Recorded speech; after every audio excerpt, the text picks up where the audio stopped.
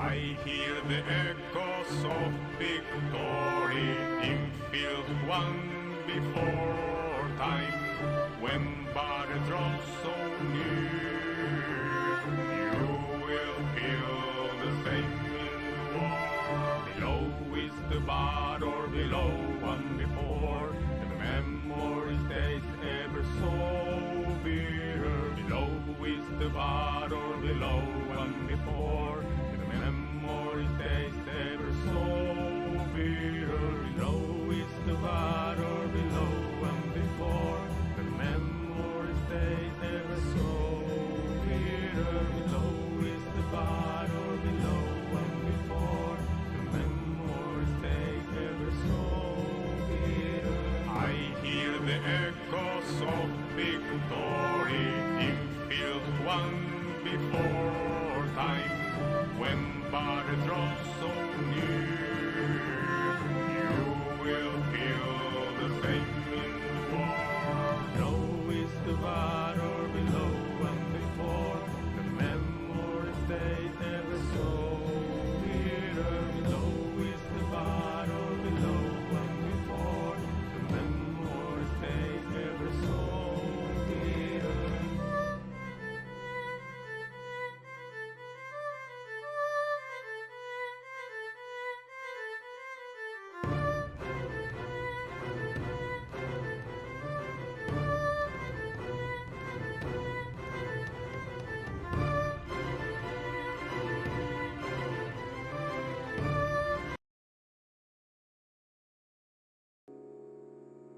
Hello! We are Hello, now good evening. here. Hi. Hello. Hi, welcome. Hey, how's it going? How's it going indeed? It is Thursday evening. This is Tail Chasers, and I am Amber on Thursday evening instead of Friday evening. And that is because I will be running a short adventure over the next, I would like to say weeks, but it's probably going to end up being months, isn't it? Oh, yeah, Because that's that's how adventures, that is the nature of adventures. Regardless, I am the dungeon master today, Amber, and these are my lovely players. I have with me today White from Tail Chasers. Hello, I have with hello. me Gabe from Tail Chasers. Hey. Faris from Tail Chasers. Hi. Ryan from our good friends over at Long Rest. Hello. And also Chibi from Long Rest D&D. Hello. So, I'm just gonna go and straight up say I don't have any announcements. We will be playing as normal tomorrow, on Friday evening at 7 p.m. Central European time, and the other sessions will take place as usual at 4 p.m. on Saturday, and another one at 7 p.m. on 7:30 p.m. on Saturday. Keeping this all in mind is not very easy at all. Regardless, I decided that I would like to host an adventure quite some time ago, but now that I've recently graduated, just yesterday actually, I figured Hey. Let's go. I figured that I might actually have the time to run this adventure as well now. And so we are going to explore a story from my world, Arkhona, that took place, I would say, it is nearly 200 years ago now.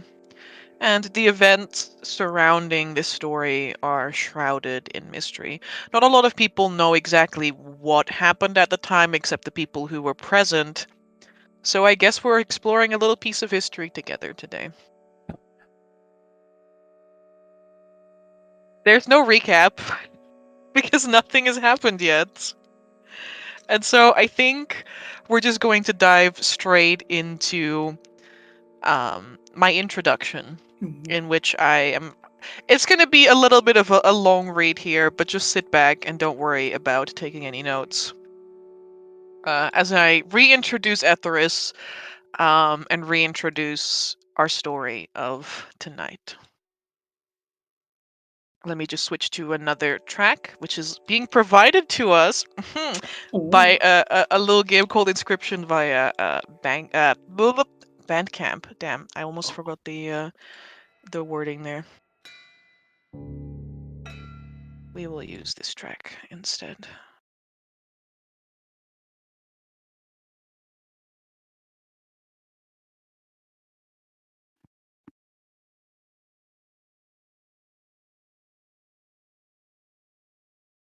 Welcome to Etheris. Etheris is not quite like most heroic fantasy settings. I mean, there are powerful beasts, horrifying monstrosities, and formidable landscapes, but the true monsters of these lands can actually often be found in degenerating cities where humanity still clings to survival. While the common folk may fight for survival out in the countryside, unable to leave the confines of their home at night, treachery, debauchery, and murder run rampant in the once beautiful cities of this torn world. Because for over 200 years now, the gods have been silent. The gods have abandoned us, say some. The gods are dead, claim others. While yet others cling to the promise of redemption, that divine intervention will somehow save their hides. But the world remains in disarray. In the Charniold Kingdom, elves have all been eradicated by humans, enslaved and sold off like cattle. In Valika, people fight back the ever-looming threat of elementals encroaching upon their homes. Down in Castanella, something very dangerous is brewing surrounding the champions of these silent gods. Those who believe in arch-seraphs have begun to take up arms against anything that they perceive as unholy and evil, to hold the fabric of society together, or so they claim. And, well, at the center of the world, the Burag and the Ostoyan empires remain in a headlock with one another, a war of attrition that has lasted for over 23 years with no end in sight. And Ostoya's problems have only grown bigger. So let us zoom in on this last little place, because our story today begins in a dark land. A sinister land is what God-fearing people would call it. The lands of Ostoya, from where it rests its southern border against the scorching back of Castanella to its fingertips which stretch out into the shadow storm gulf of the frozen north, Ostoya is a diverse but seemingly cursed place. When it was founded, a little over 200 years ago now, it was built upon the backs of families who fled the Burag Empire across the Grey Spine with nothing but the clothes upon their back.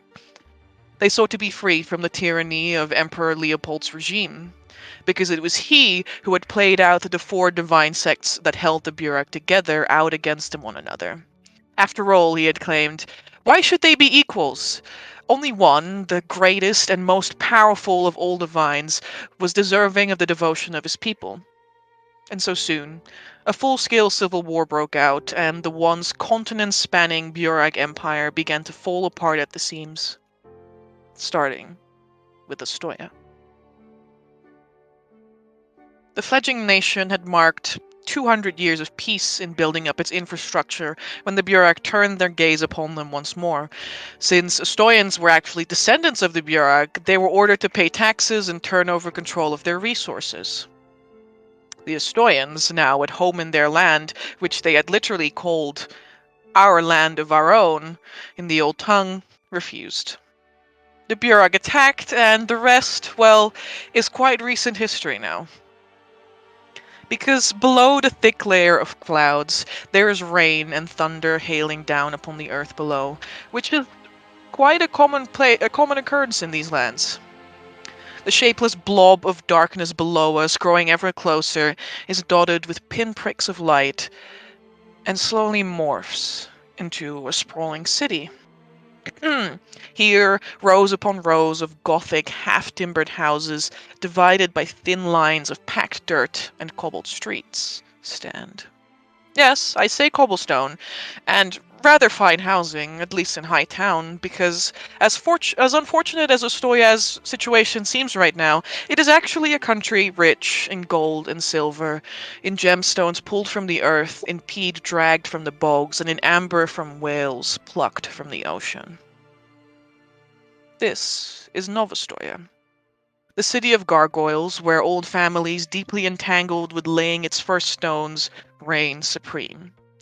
They make the laws, and they govern their subjects, but though their rule affects the land and the people who work it, they actually have very little influence over the day-to-day activities of the residents of their city. Only two real districts exist at this time, Hightown and the lower streets.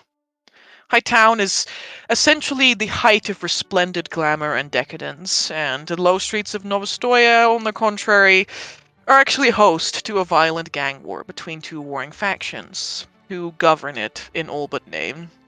Acting as mercenaries, thieves, demanding protection protection money from the businesses within increasingly large sections of the city.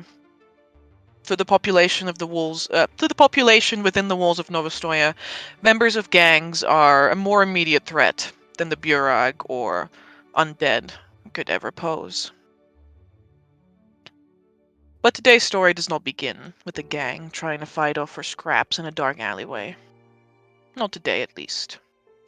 Our story actually begins in a lavish, cozy office in the second tallest dark spire of Black Harbor, Novostoya's seat of power.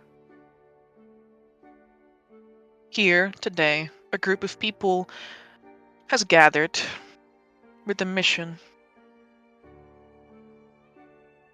Beneath their feet, hardwood stairs creak ever so slightly as a servant dressed in all black, with their eyes downcast, guides them up a set of stairs and into the office. The smell of burning pine, old leather, and new books hangs heavy in the air, and there is a pleasant warmth that immediately seeps through your still partially damp clothing. Seated in a plush, red chair is a middle-aged man of a stout build with a receding, graying hairline. He has thin, dark eyebrows which rest over canted blue eyes that give the Marquise Kazier von Reise a permanent morose expression. He looks a little bit like a sad dog, to be frank. And that is where we will open our first scene. Well,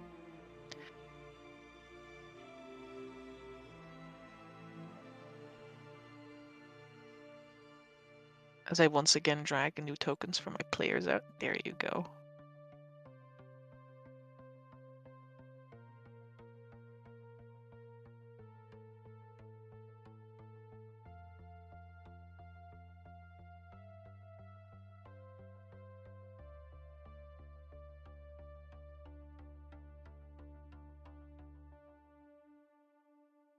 All right.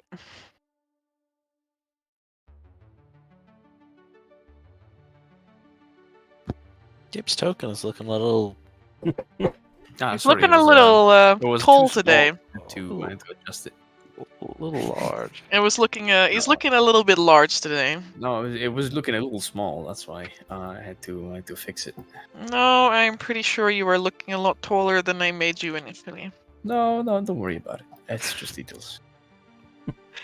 Of course. Oh, look at this dignified gentleman. He looks like he invented the light bulb. Of course. He does look like he invented the light bulb. Or stole it from the one who did. Man, I can't I believe think they made a he- movie about this. Can't believe he's so young, Amber.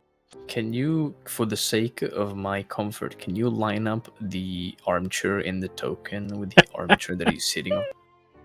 It would make me really happy if you did.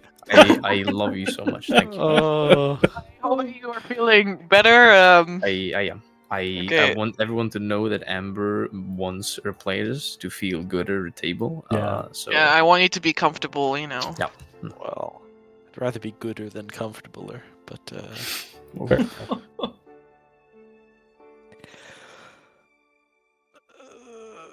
I will slowly make my way up the stairs.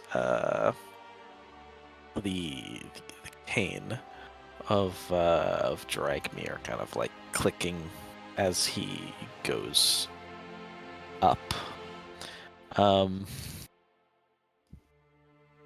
He will not accept any help as he makes his way up.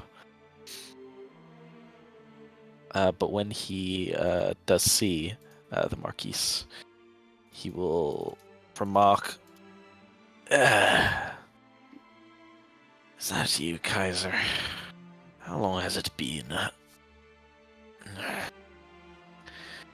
As he walks on over.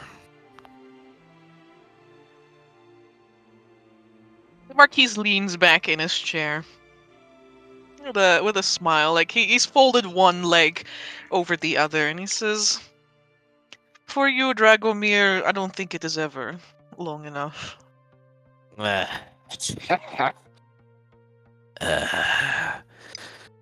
Oh, the wit of youth. He says, taking a seat, but I cannot move. Oh, and Now there's a wall here. Yeah, I put a little wall there. Captain Hund, how are you faring? As heavy Please, come warm yourself by the footsteps fire. make their way up the stairs, an imposing large man makes his ways into the room. I am faring well, Marquis. I bid thee thanks for asking. How is your health faring? Do not complain. Please, feel free to indulge. He smiles warmly, and he kind of like motions with like a broad stroke of his hand towards a very large, ornately carved box of cigars on the table. There's also a trolley right next to it, a very delicate little trolley with golden detailing that you may or may not nearly knock over here with your He'll, huge physique. First sidestep it. I'm already lighting one. There is on top of this trolley are like an assortment of alcoholic beverages and fruits, many of which are definitely not available to the people of Ostoya.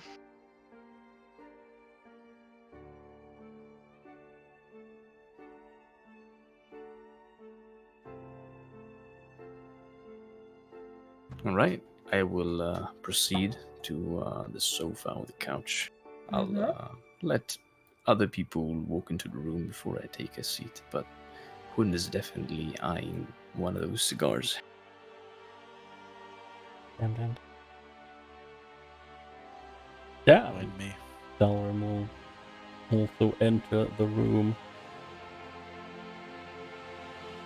Does look like it's very tight on seating space, though. He will, however, not say this out loud because that's rude. That's really rude. You're small. It is indeed tight on seating space, but if the Marquis cares at all, he doesn't appear to Yeah. like be making any movements that change that situation. Yeah, no, Dalrim, he will probably get like over here, and gives a little court bow.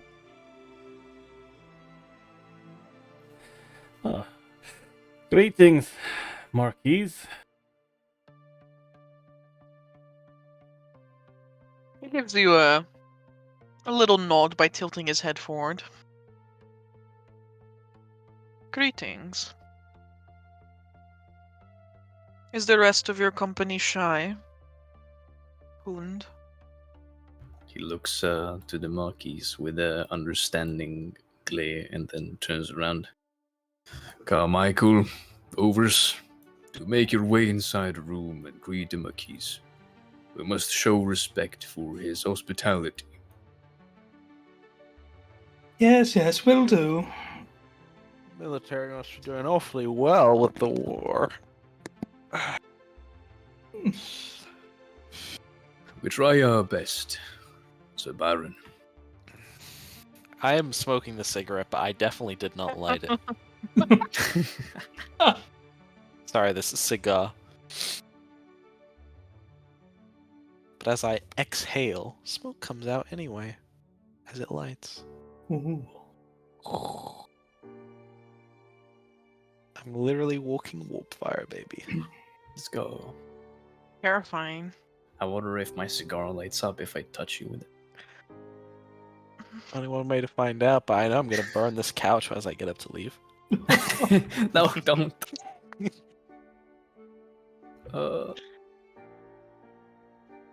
Bit of gas. I'm an old man, I can't help it. He's gone senile. He can't contain his flames. You know, Pyromancer, truly that would be a nightmare. Terrifying. The Marquise's eyebrows sort of like meet together at like the middle of his forehead, which gives him an even sadder expression, even if it is supposed to be one of contemplation. And he says, "Huh. You have brought together quite the colorful bunch, at least." He nods vigorously. There's one thing I have learned from my experience on the battlefield is that talent and skills rely on the most uncanny of individuals. You won't find many folks like these around. He like turns around and then looks back at the Duke. Literally. Should hope there isn't another one of me. Feel kind of special on my own, right? I am sure you are, Carmichael. I'm sure there are very little people like you. Well, you have the full support of the court for this expedition and the choices that you have made, Captain. For that, I and my compatriots are infinitely thankful for the opportunity you fight for our country and the opportunity you have partaken in this great deed. He nods.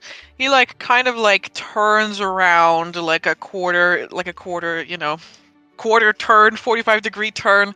His leather chair creaks underneath him as he does so, and he looks up at his grandfather clock. He says, "We have a little bit of time before you have to head out. Why don't you tell me what these colorful individuals are going to bring to your mission? I would so Well- love to be indulged." But of course, though, instead of doing it myself, I'm sure that my compatriots will gladly introduce themselves. After all, if this endeavor is successful, I'm sure for each of them there will be fame to await. And he turns around to the Baron.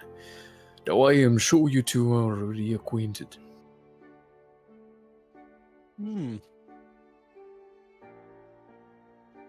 Somewhat through the years.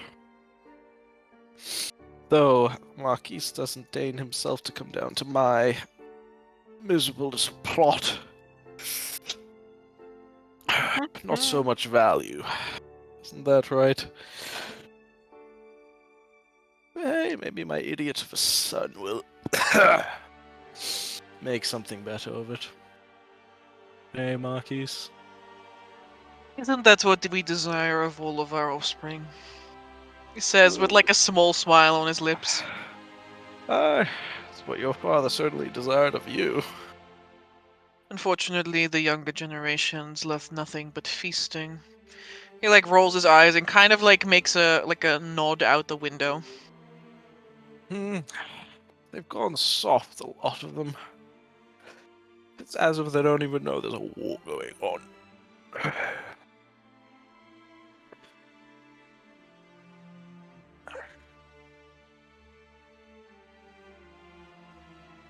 Not a lot to be done about it. There's a silent nod from Hund. I think a sterner hand would shake things up. But that is why, in a way, I'm here. I'm aware of the problem, and it needs a solution. And my idiot of a son needs to be taught one way or another.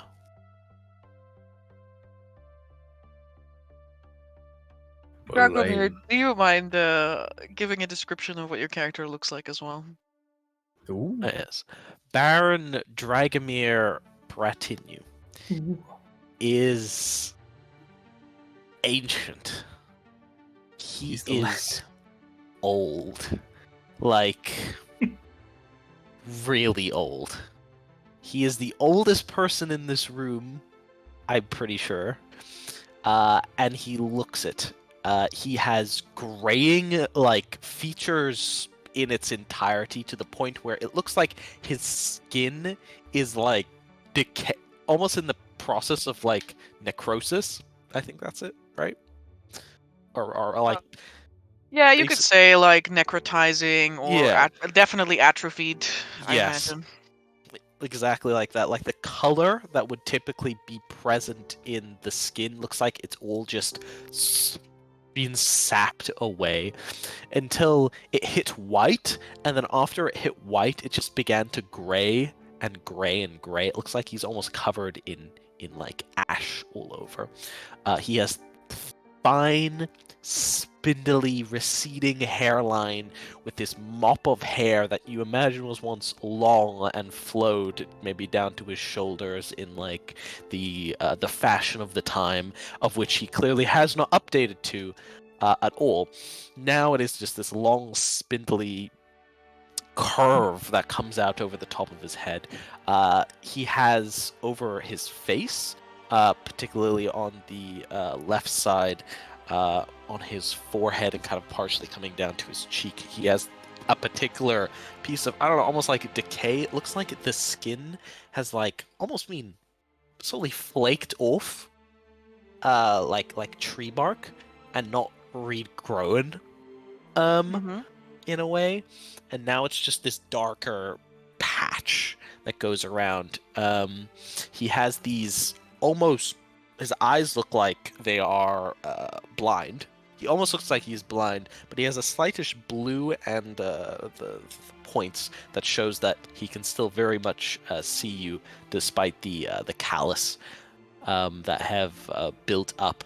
He is wearing the Ostoyan fine garb, which is complete. It's black, of course, accented in white, in a flowing kind of garb that is, it looks like a compromise between what an old person would wear around the house all the time because it's comfortable, and I'm going to go to a ball or a funeral.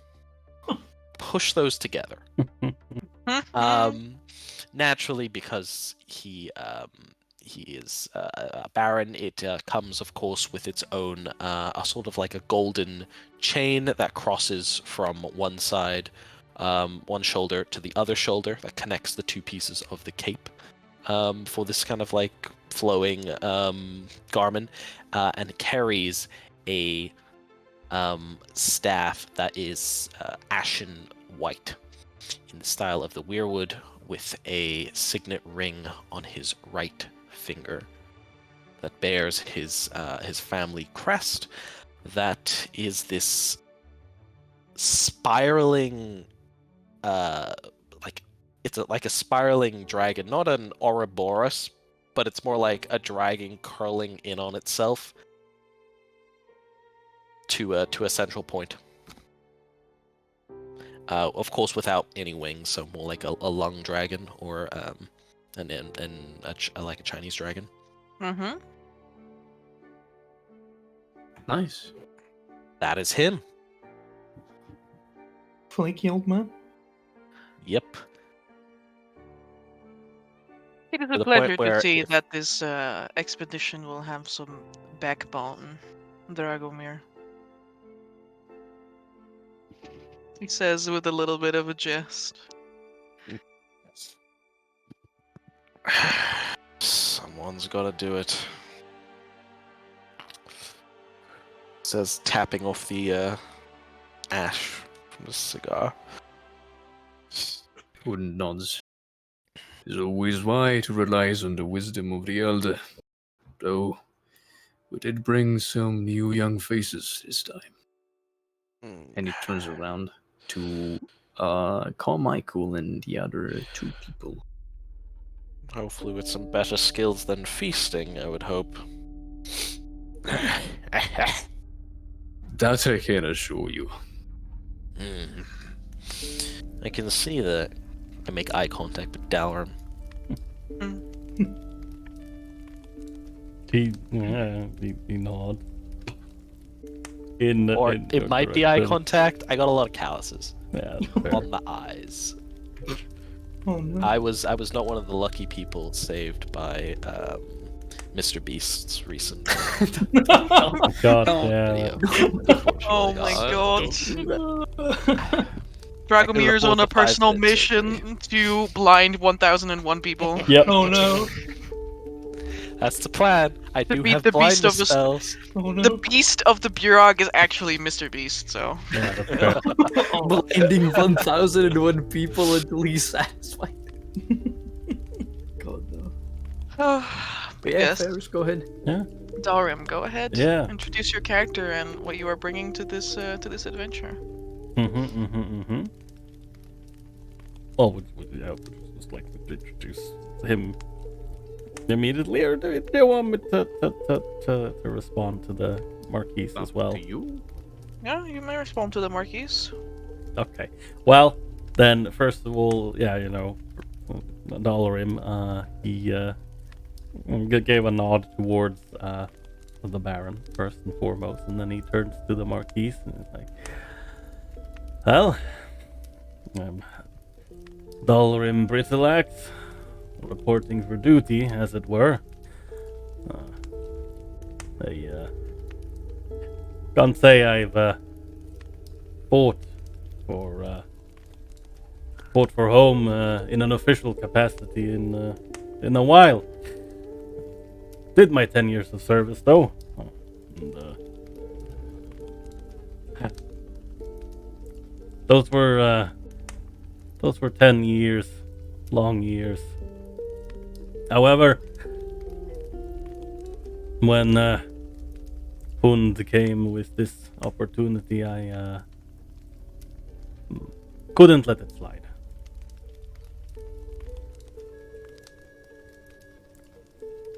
And the He court nods. is grateful for each and every single one of those years. Aye. Yeah, he nods. And as for Dalrim here, Dalrim Brittleax is he's a dwarf. He's a very dwarfy dwarf. He is in fact exactly 5 foot tall. You know, sometimes you can imagine that he's a perfect 5 foot cube.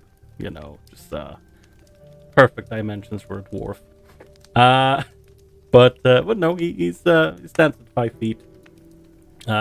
He's not too old, as it were. He hasn't actually reached 100 yet. So, depending on how you look at it, he's still relatively young. But nonetheless, he has white hair and a nice, very well kempt white beard. Presumably, it turned white a little bit early due to said 10 years of service in the war, as that was quite the ordeal. As he's standing here right now, he's adorned with a very nicely crafted set of burnished scale mail, which, well, if people look close enough, they should be able to see that some form of holy markings are inscribed upon it, and in particular to a well, a divinity, as it were, that goes by the common name of the blacksmith, and known by other names in other, other tongues or to other races. The armor as well seems to be fitted with some, something that looks akin to a climbing harness, effectively. Something you would see in a climber's kit. And draped around his shoulders is a relatively well-woven green cloak that ends a little bit before it hits the ground. And upon his back, he carries a very, very nice looking and well kept black powder rifle. It seems to be in immaculate condition. And as well with this, he carries with him a shield and a warhammer. Though they don't seem like they've seen much use in quite some time. Otherwise, he looks like a dwarf. He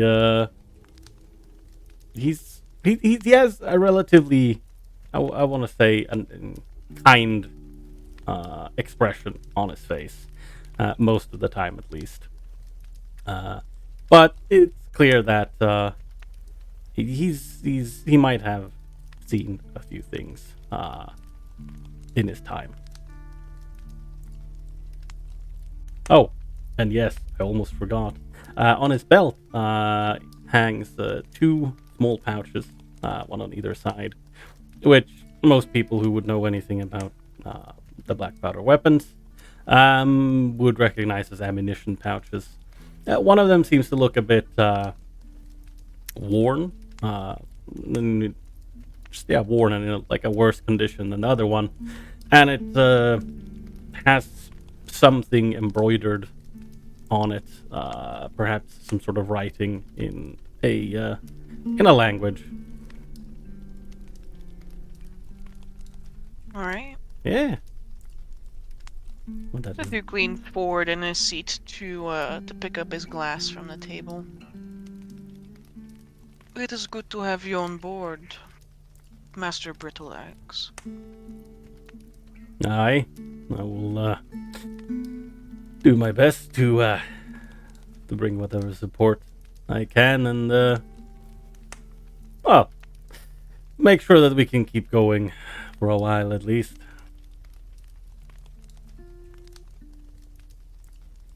He nods. So, Hund, tell me, did you bring some sort of mascot as well? His eyebrow kind of knit together a little. And I understand the need for morale in these situations, but... Well, let's just say that it was not exactly within my plan to meet such an individual. I had someone else in mind, but unfortunate circumstances made him unable to join the expedition, and right when I needed him the most, Ovrus, this unexpectedly wondrous individual, showed up at my doorstep. Almost literally.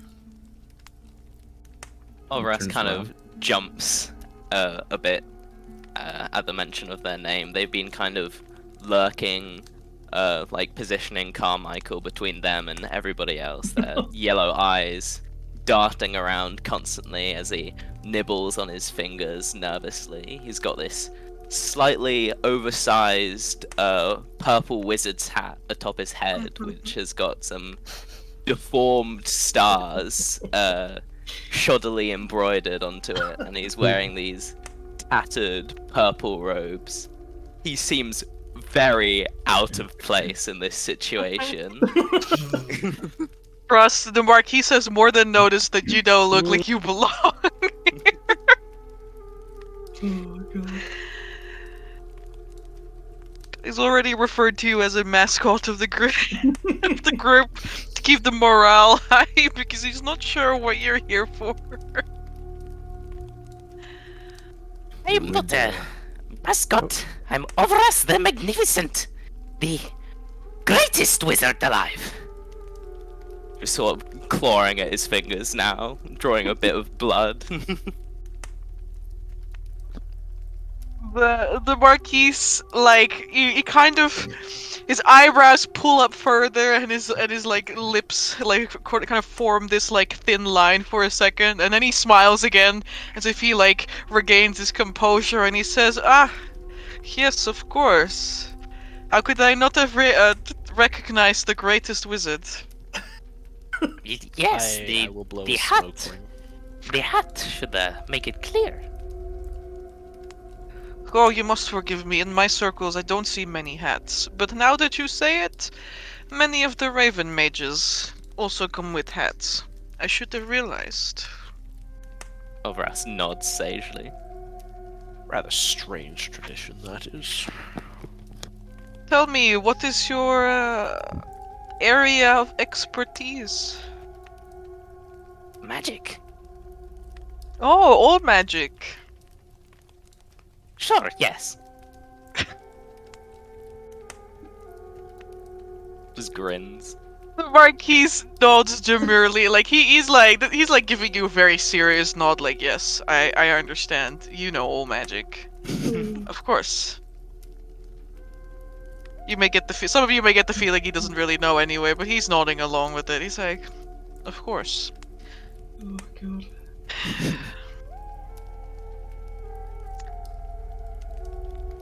And then there's that one. You. Hmm. Yes, yes. Oh. I also, I dabble in some magic, I suppose, here and there. Better with my hands than I am, though, than magic. But what do I bring? What do I bring? Other than a fabulous fashion sense? Well, I bring a strong hatred for the ones we're going after.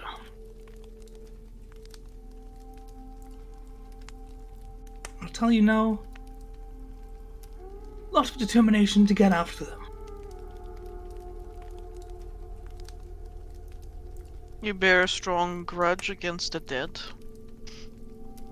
It's more so what all represents, those who of the Empire. It's more so hatred for them, and if it kind of ties in, then I'll do what I need to do what is needed of me. One nods. Young Carmichael here is a fine Ostoyan. He hasn't joined in the war yet, but he has decided to lend down his sword and aid us in this endeavor. One less enemy to fight means more chances of victory against those bastards. I would say that you must start somewhere, but I would not say that this expedition might be one for the Greens. But I trust your judgment, Hund. Nods once again. I suppose your young Carmichael will be forged in the fire. Nothing but this as a rite of initiation. Have to start somewhere after all. As we all do.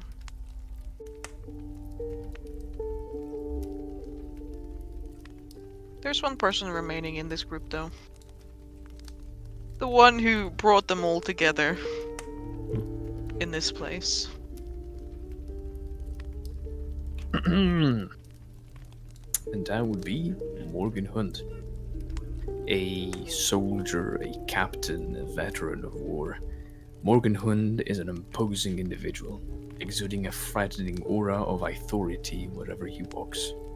His Herculean figure carries him ever more with dignity when he strides, clad in an ornate armor and a large cloak made from a beast of mythical kind. Strapped behind his back is his armament of choice at all times, a colossal sword, a zweihander greater in size than the common man, laden with many scars of war. Multiple sidearms of lesser length adorn his belt and rear, and tools of his trade dangle along with the sound of his heavy footsteps. His trade, of course, being death. Wrapped around his right arm, a gauntlet of a stone-like material of peculiar shape interrupts the harmonic composition of his armor. Without his helmet donned, Hund looks much less imposing than he should. His visage is of a charming young man, and one of a war veteran all at the same. A large scar runs from his left temple down over his eye, cutting right through a thick eyebrow. A short mane of brown hair, oddly well kept for a man of battle, gave him a stately atmosphere, almost opposite to the menacing air he exudes when Ostoya calls upon him once more to fight.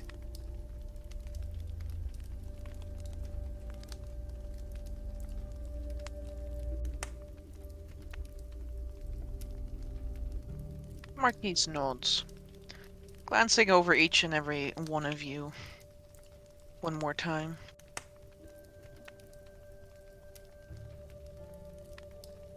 Now, actually, first, Dalrim. That's I. You hear some noises over by the window. Actually, Ovraz also hears some noises over, like outside the windows. I suppose I will shimmy a little bit towards the windows. Tell Without them wait for the stepping man. on things. As you, like, either subtly or not so subtly shift over towards the window and peer out of it, you can see down below and hear as well the muffled sound of loud music and excited cheering flow from the main street of Hightown.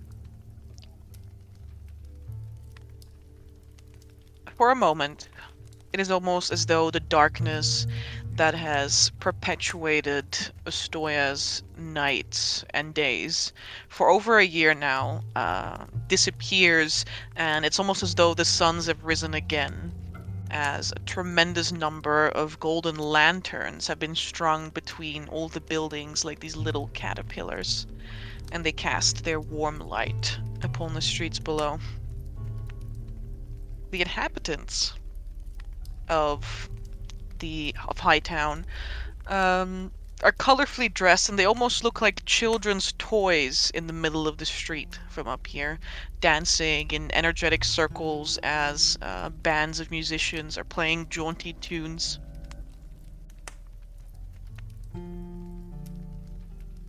As you stand there,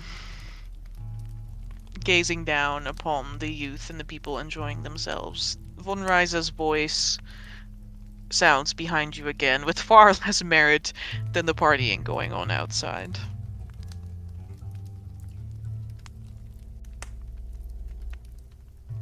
The situation is dire. You are all aware of this, or I at least hope that the captain has made you aware of this. As such, we are willing to pay a great price to see it done. Set in stone is Captain Hund's reward already. But I would like to know what the court can mean for you if you succeed. If you end this undead scourge, you will be rewarded handsomely, beyond your wildest dreams.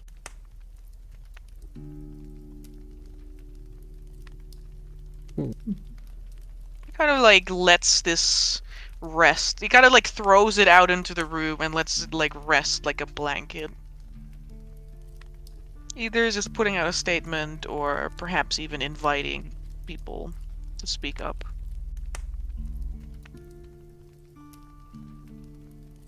Well, one of the only things I really want from this also is information on an individual.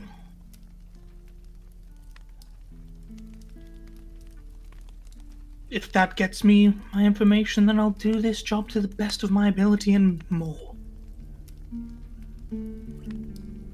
Court has hands that stretch far and wide, and ears quite adept at listening. If there's an individual that you seek,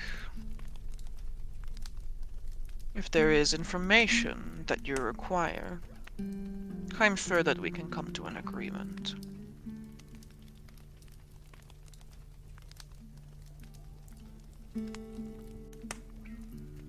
Gives a nod to the marquee. Dalrim, he, like...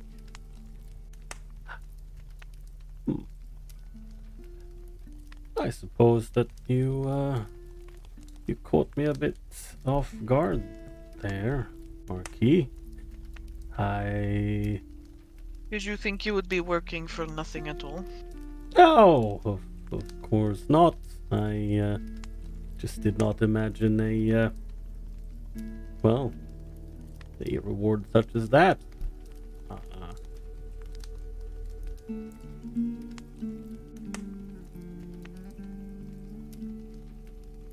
Sometimes people need a little bit of extra incentive. I can We are happy to provide. understand that.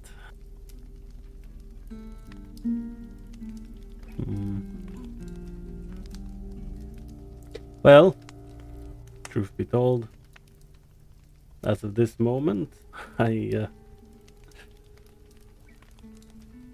can't quite think of anything. Then do not worry about it yet. Yes, Simply allow it to stew and think it over. indeed, I can worry about it when I get back. Smiles. Good. In that case, you are expected outside of town. As you may or may not be aware, many of the crevasses are closed by now, but there are ones that the magistrate now considers safe for your group to descend into without the fear of collapsing it. There is a camp there, which is heavily patrolled by guards and also mages that Revo has sent over. I must warn you that their reports note the area as magically unstable. There is a notice. I'm gonna say the resting scowl of Dragmir's expression becomes like a sneer, almost like a.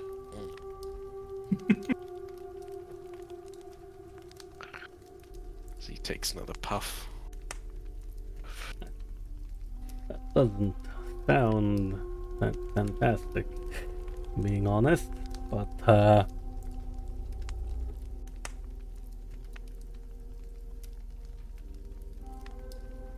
I suppose we should find a way around.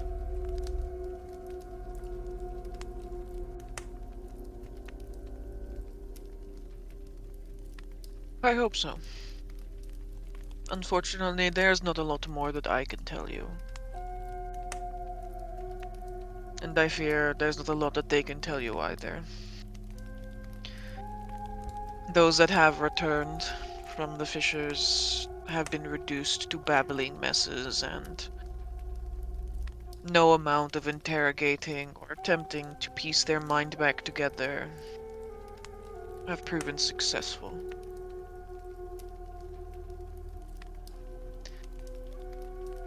Frankly, I cannot tell you what you will find there.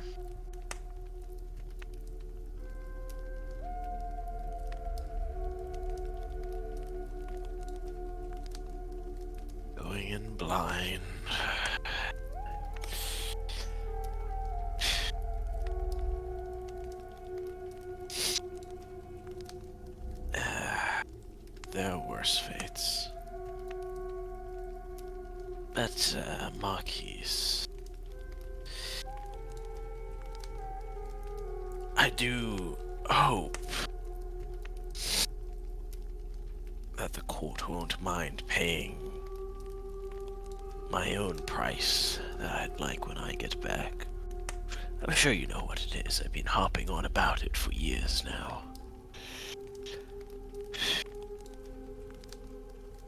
The Marquis kind of like deflates as he like breathes out, and he folds his he clasps his hands in front of himself like on his like slightly rotund lower belly, and he says, "Please, Dragomir, remind me, what can the court mean for you?"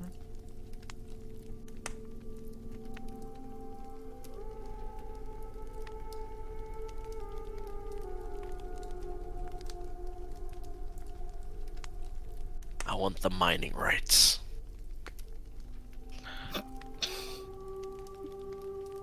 That piece of land that I'm not allowed to touch, because there's too many precious things under it that best not be touched. I want the mining rights. I know what's down there, and I want it.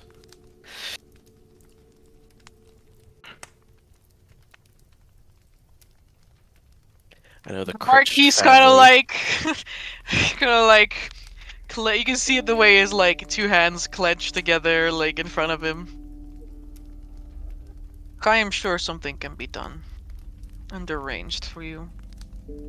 I'm sure it can. It can be arranged for the head of the Crutched family. It can be arranged for me. Mm-hmm. You get rid of my problem. Our problem. And I will take care of yours. My blood is as thick as any Ostoyan's. You can count on that.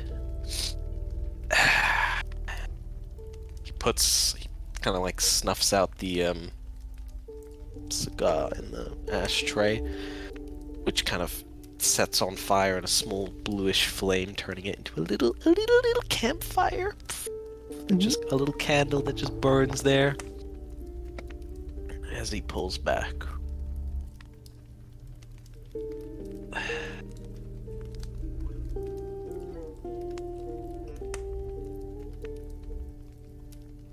While this is happening, over us, there is this big black cat with a white muzzle that has been trailing around the room in the shadows, but it's now like rubbing itself against you. Me? No, over us. Our little goblin. Goblin. The Ow. little goblin! To a normal person, it would probably reach up their leg, but like to over us, this is like chest height. The cat's not like knocking over us over, like while it's doing so. If there are any further questions, feel free to ask. Otherwise, horses have been prepared for you. Wouldn't want you to have to trudge through the lower streets. Yeah. It's like a turn away as he says that, like, Oh no, not the poor. I don't like the poor. Like, I'll get my hands dirty, but I don't like the poor. Damn. Poor pores.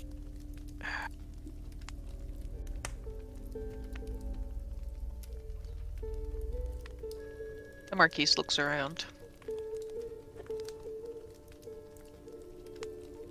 Seems that everyone is ready. I I'm good to go whenever. can't think of many questions. You already said didn't have many answers about well, unstableness of the magic and whatnot. So I can't think of anything.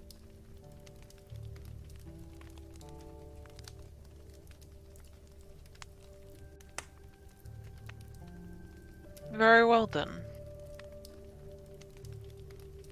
My servant will lead you to the stables.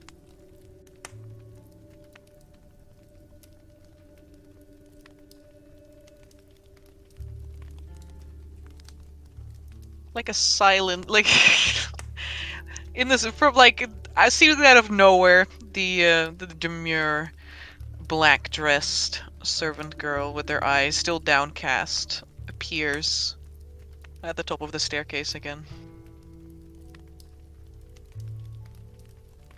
She never left. She was the cat all along. I was about to say.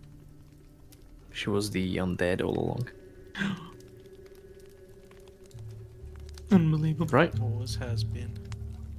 Well, Hund is gonna reach inside a pocket of his cloak and produce an envelope that he will gently place on the tiny table in front of the marquise. And, he'll slide it over to him and say, "While I am gone, I hope you will be able to send or deliver her this missive."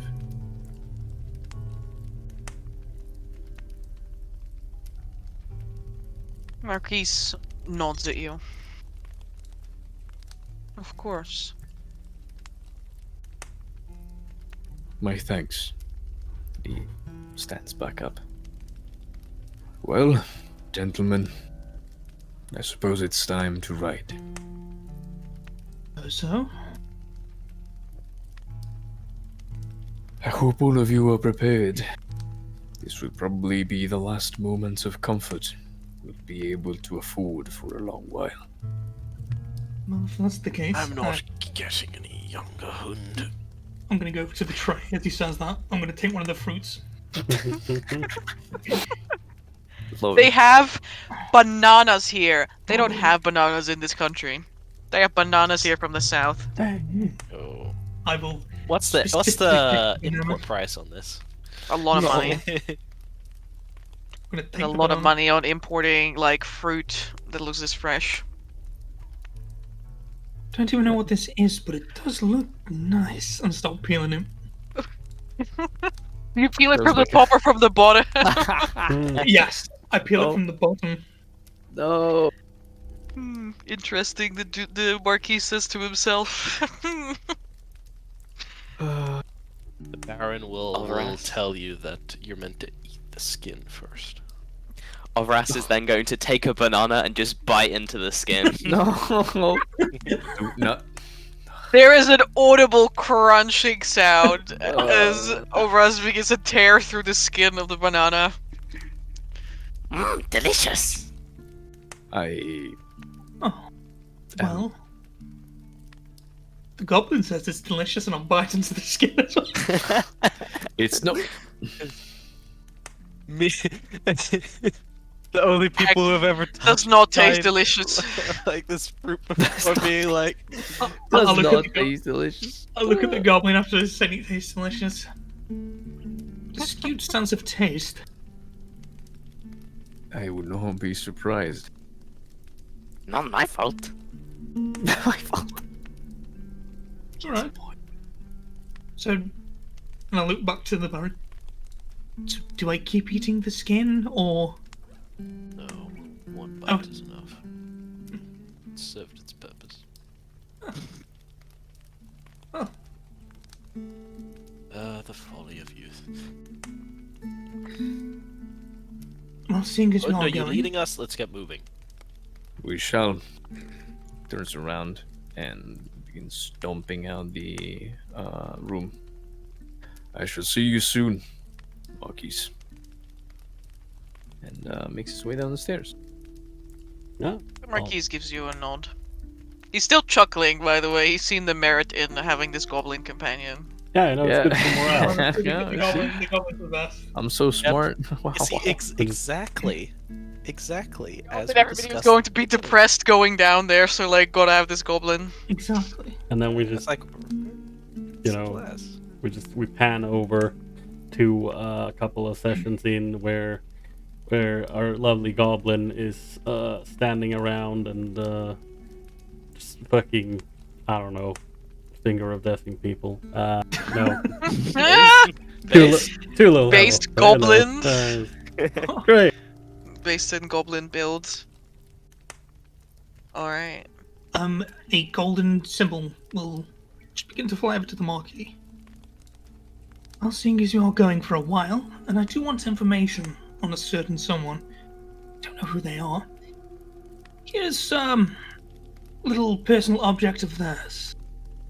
I know there is some magical ways of finding people, so maybe this will help. Ta-ta! I'll walk down the stairs. The Marquise will take note of it. I'm just quickly going to note down what you guys requested before we And I will have to think of something. I need to add it to my inventory. I improvised that. I have no fucking idea. I just decided Yeah. that his family's business was mining. Of course, Yeah, yeah. that's Do you want to that's mine that fine. fucking ether stone, old man? I was I don't know what's down there. Something's gonna be down there. I don't know if it's like some like ancient lich burial crypt, and like no one wants to fucking touch it as a result. But like, or it's like, yes, this is where we're actually keeping the church is keeping all the diamonds so they can have a monopoly on the economy. Well, there's no diamonds. Sorry. Don't worry about We're it. rich in minerals. It's Yeah, old- we are rich ether in stone, minerals, yeah. but we don't use diamonds to revivify people, so the church yeah, doesn't have a right. monopoly on it. That's true. That's true. It's true. Starhold moment. Can I add a bitten banana into my inventory? Delicious. At as the end of the adventure, has a half-rotten banana. Yay! Yeah, I've not had a bit of banana because I've consumed the entire thing, skin included. Nice. Oh my god. What an Sure. esteemed individual. Truly. The greatest wizard alive.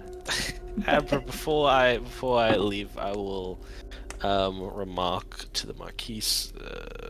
I'll be like, hospitality is once again the strong suit. Oh, no. Yes. Once again, hospitality is the strong suit of the Riser. If you see my good-for-nothing son, I knew you were gonna say good for nothing. be sure to give him an earful for me. At least before I return. The Marquise gives one of his signature nods, which is kind of, instead of moving his head up and down, it's kind of like almost like 3/4, like almost like spinning his head around and like Yeah, it's like a tilting it diagonal downwards. Yeah, like a diagonal nod, or like almost like a flourish nod, you know, like. Of course. The court keeps their friends' clothes. He does not finish that sentence. The Baron just like does like a very dry chuckle and turn like old man like not like deep but like a just I don't know, I guess ominous like kind Christ. of thing as he sort of Then he sprouts a jetpack and flies away. snickers away. Yes, Jesus. Alright.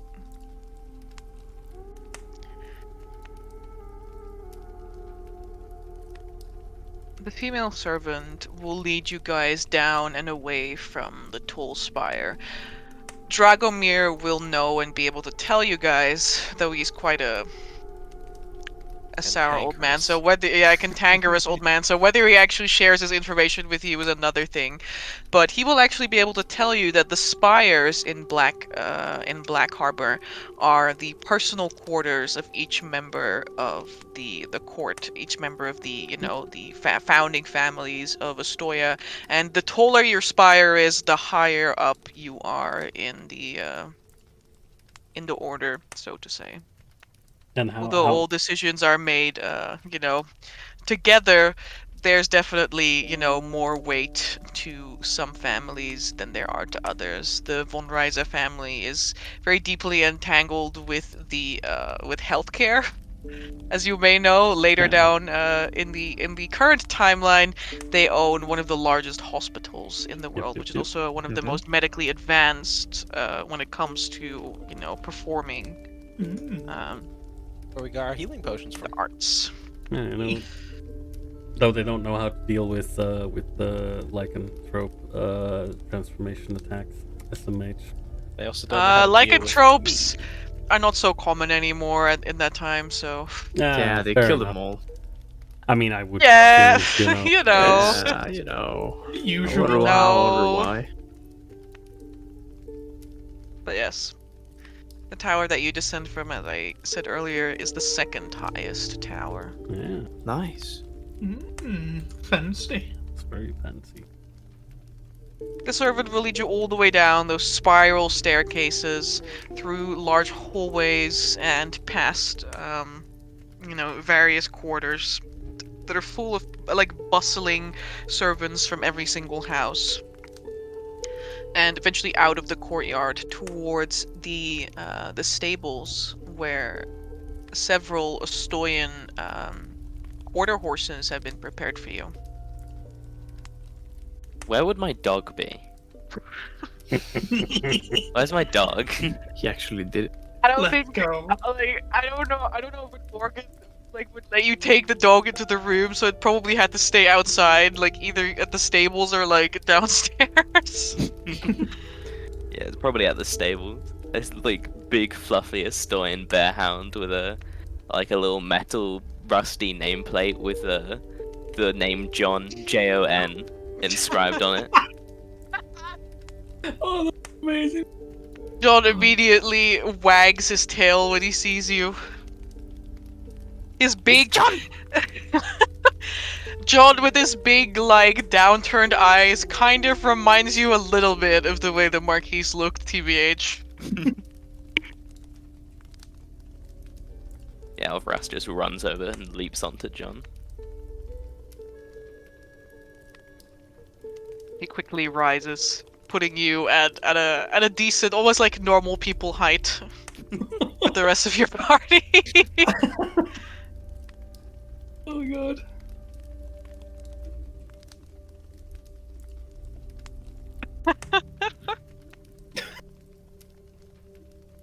Alright.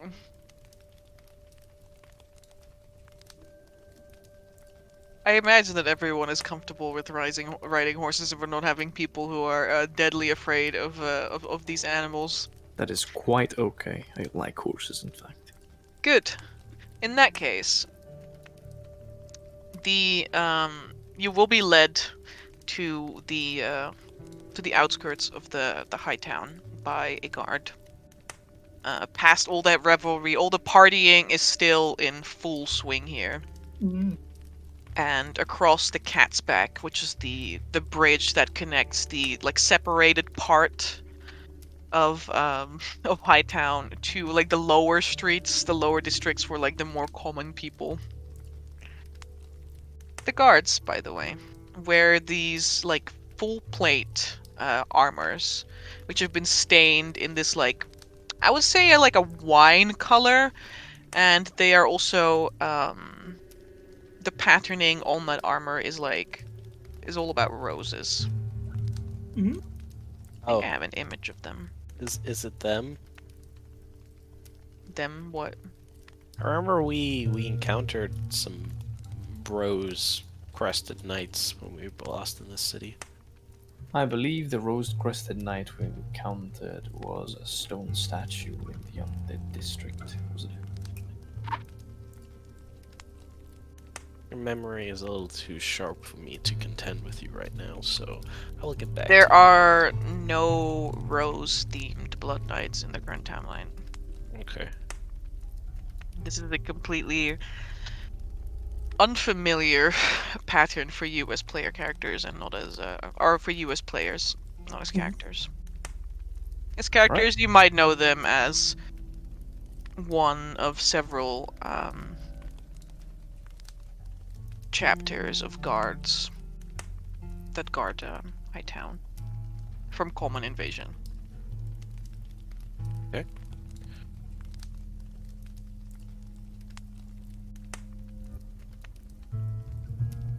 Riding horses is allowed in town. In fact, it is like the moment you leave High Town's sort of like restrained hustle and bustle, there is immediately the hustle and bustle of the lower streets, which is it comes with its own smells and sounds, most of which are absolutely disgusting. You know, rotten food, feces, sweaty people, poor, sweaty poor people in general.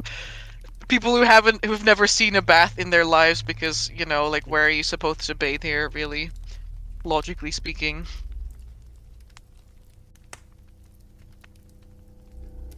But mounting horses makes it a far more pleasant journey than it would have been on foot. And so it'll take you guys a while to navigate the wider, the broader main streets out of town. But before long, you find yourselves at the gate that will lead to the Braywood north. And not far from here is where you will find the crevasse.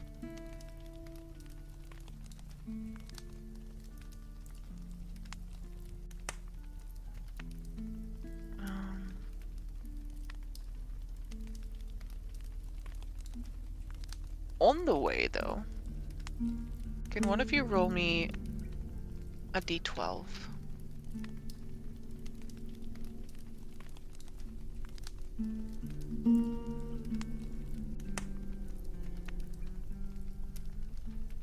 Anyone.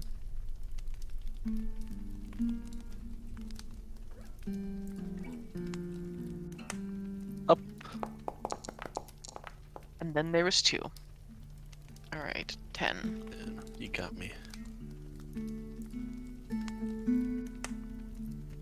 Ryan will be right back. Do I need to roll something as well? No, I just needed 1d10. Or no, 1d12. Oops.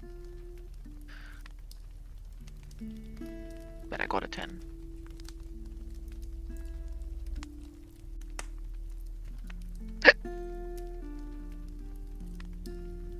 Bless you. Thank you.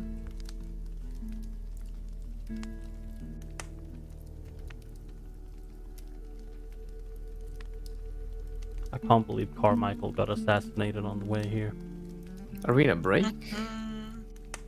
No, I was just pulling up, Oh, okay.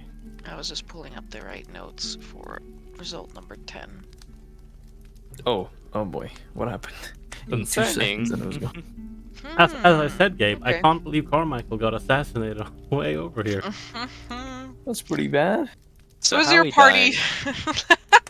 so as your party moves out of town, 4 horses and a very large dog, side by side, trotting away from the almost eerie lights that Ostoya leaves behind in the distance, and into the Braywood.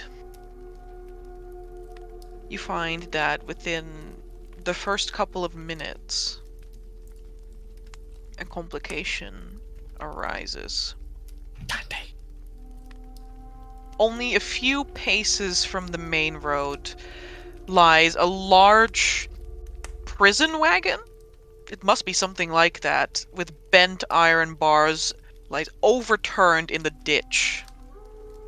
There is blood staining the ground in clear red streaks, and at the front of the wagon there's 2 dead horses that lie tangled in their harnesses.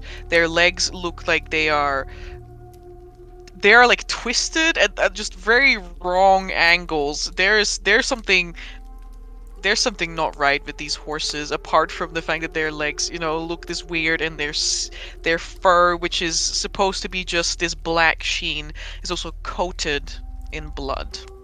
Oh boy. The interior of the wagon is no less gruesome, as what little view you have from your horses through the bars displays humanoid bodies that look like they were brutalized by the wagon's inversion. And on the ground, a little bit away from the wagon, there lies a body which is face down, unmoving. What sort of clothing is he wearing? It looks like they are wearing like a patchwork of garments in like brownish and green colors. The sort of garments a prisoner would wear, or someone else? It is definitely not the like simple garbs of a prisoner, Hmm. but it is more common folk than the circles that some of you move in. I see. And there doesn't appear to be any bodies that would be quote unquote guards anywhere. From this distance, it's kind of hard to make out. You're maybe like 30 feet away from it and just like approaching in on the situation. You're like almost driving by. Yeah, fair enough.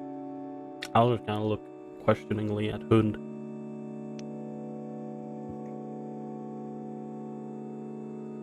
He slows down his horse as he passes by, then looks at the rest of the group. Well, seems like we will need to keep our eyes out on the road. I know not what happened here, but this doesn't look like a simple fall. Hund, as you approach, like, passing by the wagon, you can hear a faint groaning coming from within the wagon. Oh, right. And he will, as the horse slows down to a halt, he will dismount it, and with a heavy landing of his metal boots, he will begin to walk towards the wagon. He stops right at the edge of the ditch and looks away. There seemed to be something or someone alive. Keep your eyes out. And yeah, he'll go and try to rescue whoever is still breathing. Between the like mangled tanglements of like corpses and blood, there's this pale shape that reaches out between the bars, shaking and clinging to them as you hear a faint voice which almost gurgles whisper, "Please help me."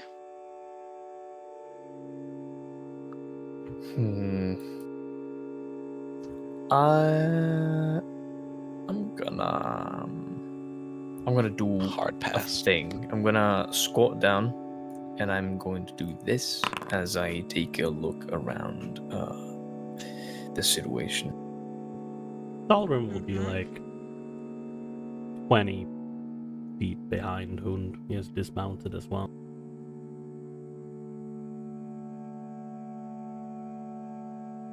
You sense no desecrate. Well, kind of awkward. I guess technically Ostoya's ground is a little bit desecrated, question mark. It's like latent desecration of the entire like area, so like that doesn't feel out of the ordinary at least. But you don't sense any celestials, fiends, or undead. All right. Without getting any further, I'm like about 10 to 5 feet away from the cage where this person seems to be. How do they look? How is their condition? Most of the people here are dead. There's very little left of them. But you can see peeping out from between the bars, like trying to clamber out from in between, is a woman. You're perceptive enough to notice that she is also at least a half elf with this with this raven black hair that is like a little bit curly, or maybe it's like been like soaked through with blood and with sweat. She has a bust lip and and one bruised eye as well. I have a picture of her. Nice. Kneeling down on one knee, Lund will take a look around the situation, sort of taking in the odors and the sounds of the environment, and he turns his head to the woman and says, "Tell me, what happened to you?"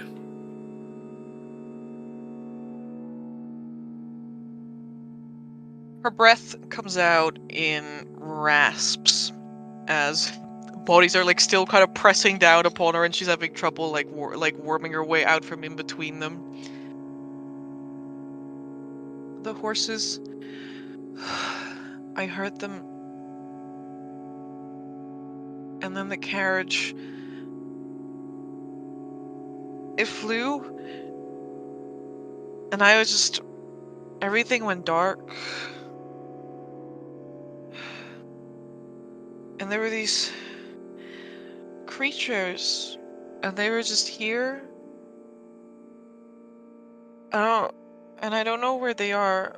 I really don't feel so well. His brows knit together. "These creatures, describe them to me as much as you can."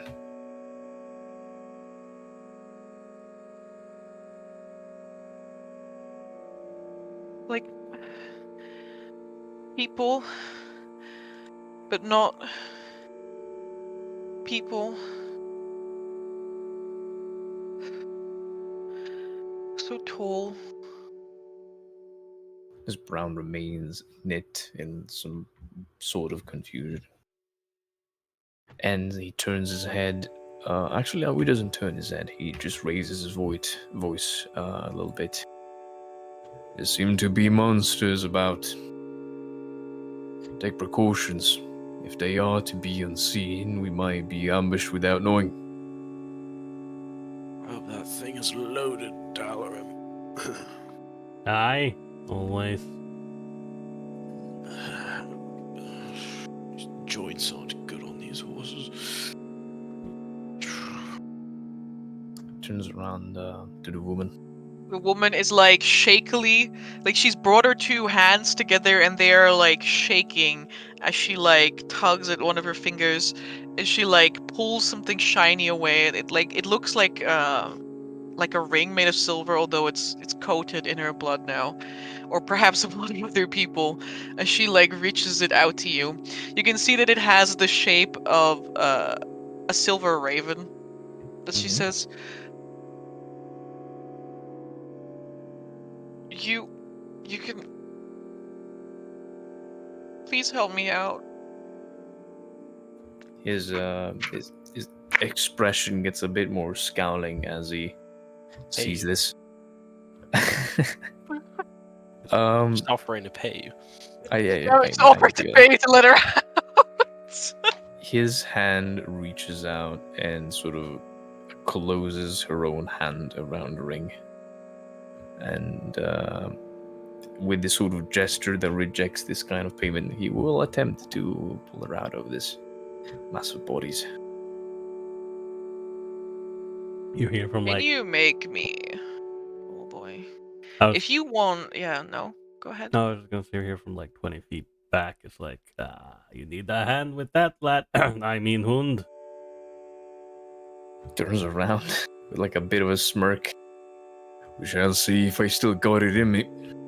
I'm gonna tell you that you're gonna have to literally pull the bars of this prison wagon apart to get her out from in between them. Understandable. And these are solid bars. Damn, love solid bars. Sweats. Drop some solid bars, let's go. It's a strength check. Alright. Let's see. I had a thought in mind, but just no avail. Alright, let's go.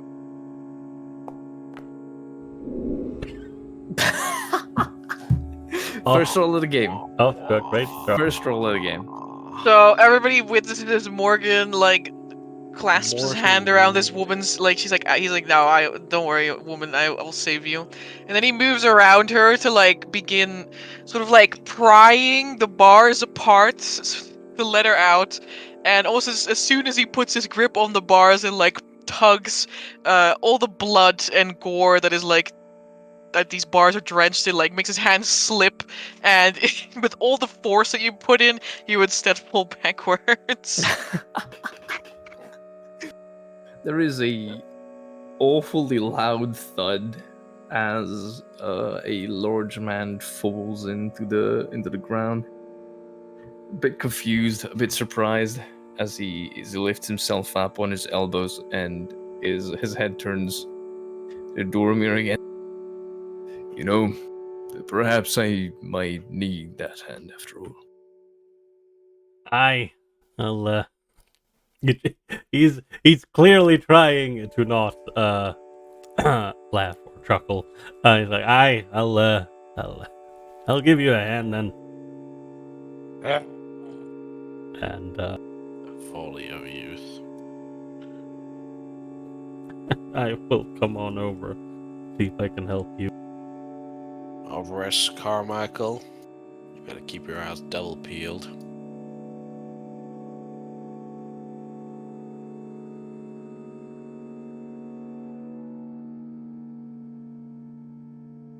All right.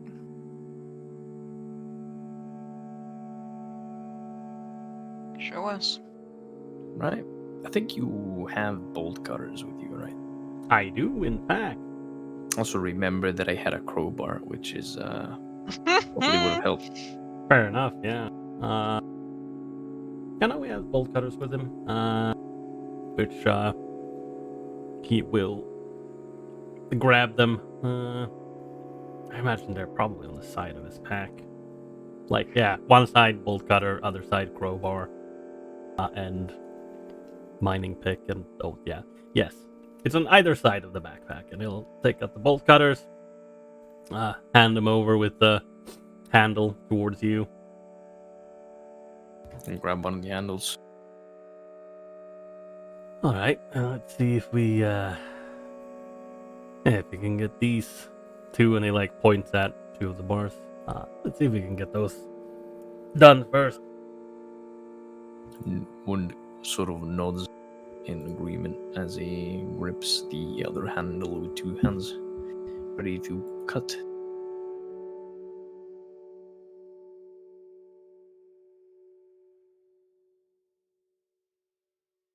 Make that check, maybe. All right. Is this at advantage? Is it a normal? With bolt cutters. Yeah. I could also use a crowbar if it's Bolt cutter should be well, specifically says strength athletics checks, sadly. That you have advantage on, but I don't know Well, if I was about to say if Hund or like if Morgan has his crowbar, then you can try with the crowbar, Dalrim. I can imagine the. I have a crowbar as well, but yeah. You can try with the crowbar then. That makes more sense. So I guess we're both rolling. You've already rolled, and that was a nat one. Oh, you're right. You're right. Oh, I That see. makes sense. All right, fair enough. You can do it, Dolrim. I believe in you. Oh boy, strength at advantage. I mean, that's better. 16 is pretty good. But this It is better indeed. We like it. We like it.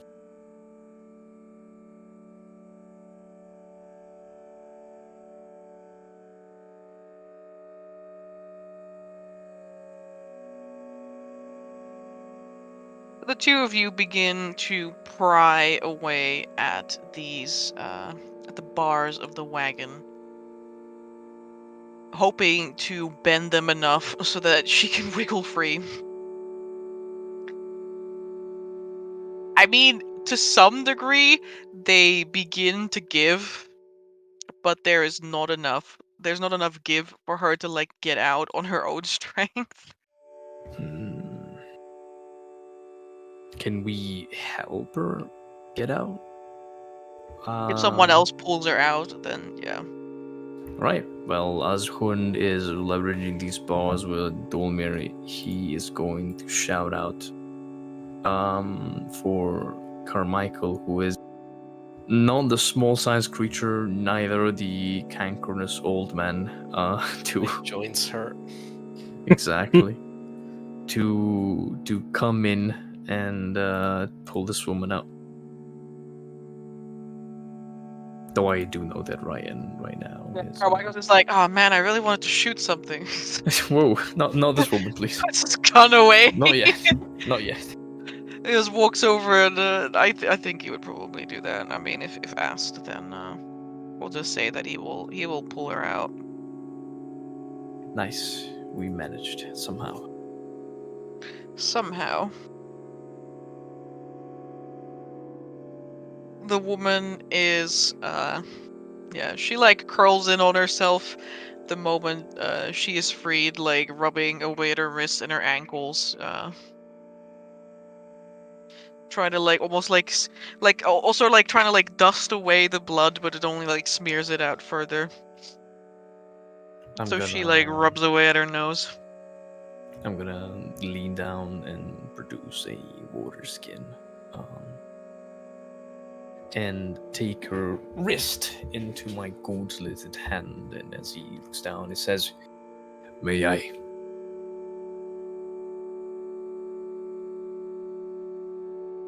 She gazes up at you with large dark eyes.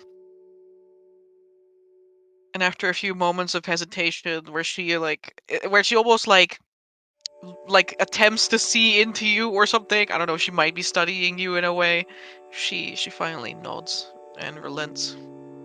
Damn, she's also a paladin. Divine sense. Pretty much. Mud will begin pouring some water over the bruises, over the blood-stained wrists and hands. And as he does that, he will give this woman some laying hands to heal her of the bruises and the wounds.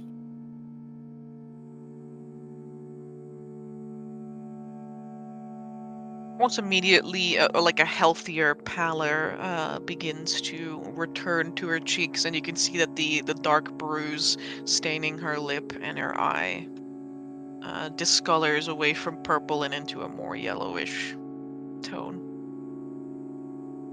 As he does that, he... Thank you.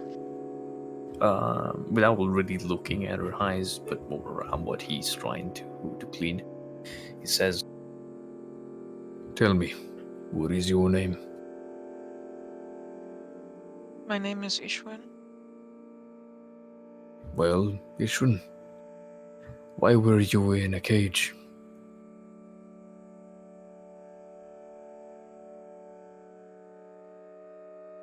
I was unable to provide evidence of my identity. "And what is your identity?" I'm Ishwin of Lansk. Oh no. He raises his head with a little bit of a raised eyebrow. "Ishwin of Lunsk, do you have family, a husband, kids?"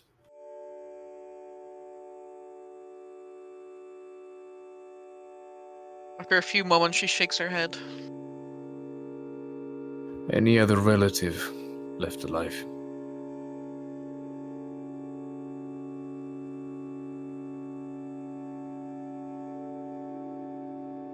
And he says that by looking down at the ring.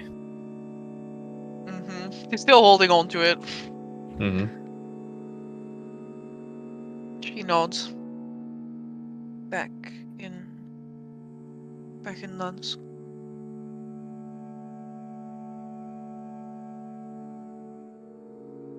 Well then, he keeps cleaning her hands and wrists and sort of pulls out this silk cloth to remove the stains of blood on her face, and turns around for a moment and produces a set of traveler's clothing. "Might be a large fit, but Shall do nonetheless. And he also produces a pouch with 15 gold pieces. If you truly are who you say you are, then I will trust you on your word. Then this should bring you at least to Ostoya and back to Lund.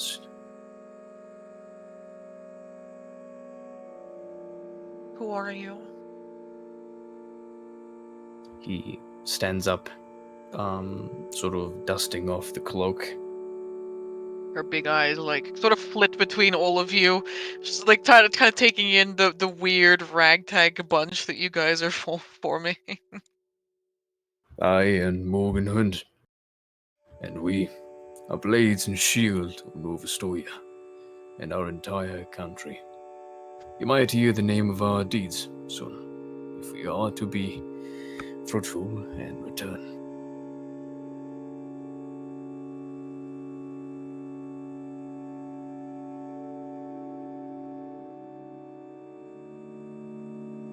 You remain silent for a little bit, again,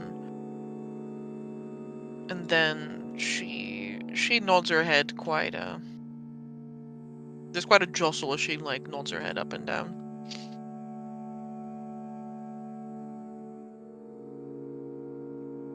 He looks back at the rest of the group. Well, Yeah. there seems to be no more development. I should just keep our eyes open for these tall people or monsters. Either or. As I just remember that they were like tall people. And I tried to hide under the other bodies because they were doing something, but I don't know what. It is of no matter. Whatever threat looms around the city, either us or its protectors will take care of it. Just maybe don't go around for walks in the woods for a while. Of course.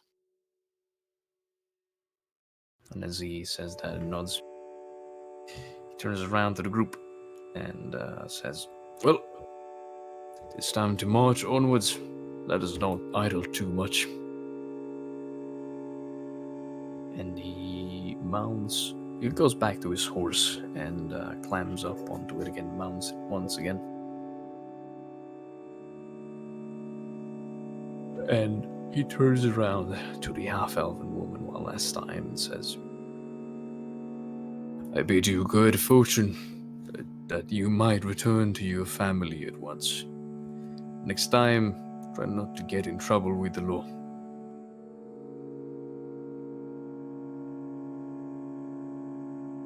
Thank you.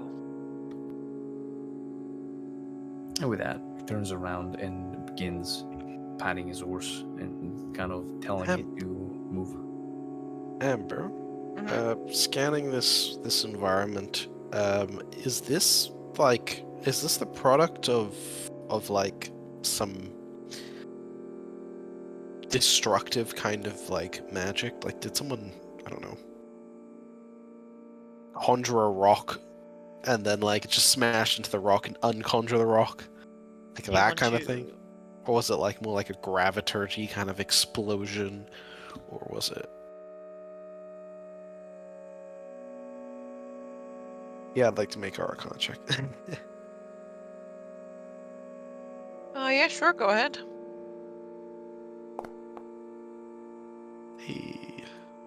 Reveal. Not bad. Dragomir, Nice. you don't see any signs of magic. Like there's no marks that would indicate that anything to do with magic took place here at all. But there are a lot of dead people and very weirdly mangled animals. Like the horses that are laying there almost look like you're looking at them and looking for signs of something like some sort of magical intervention. It looks like the horses themselves, like their legs, are like rubber. Their They just have this. bones were like liquefied. Yeah, that's what I would probably call it. Like arm flailing inflatable tube men. I Legs. hate the liquefy bones spell. It's the worst. Bones to water. Oh, no.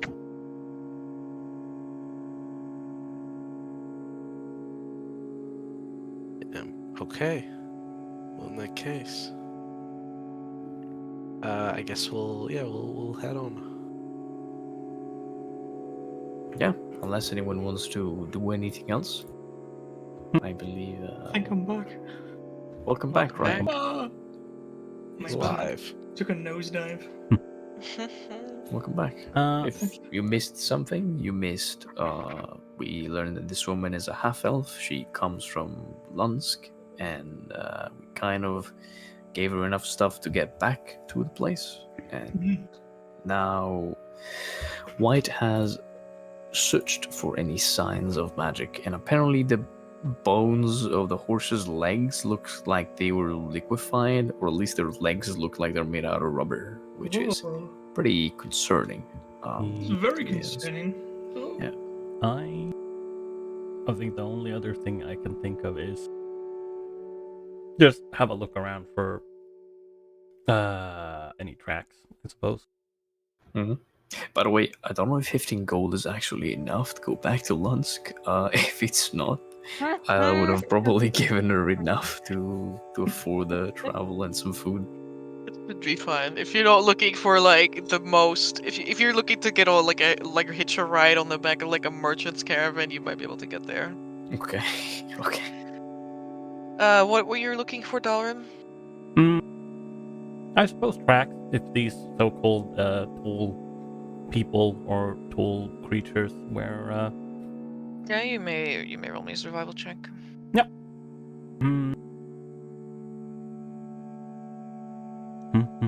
Now the question is, does the blacksmith guide me in this endeavor, trying to find the tracks of what might have caused harm to this poor innocent person? Of course. Okay, thank you. Then it is this plus a d4. Ooh. For a Ooh, very whopping dirty 20. Nice.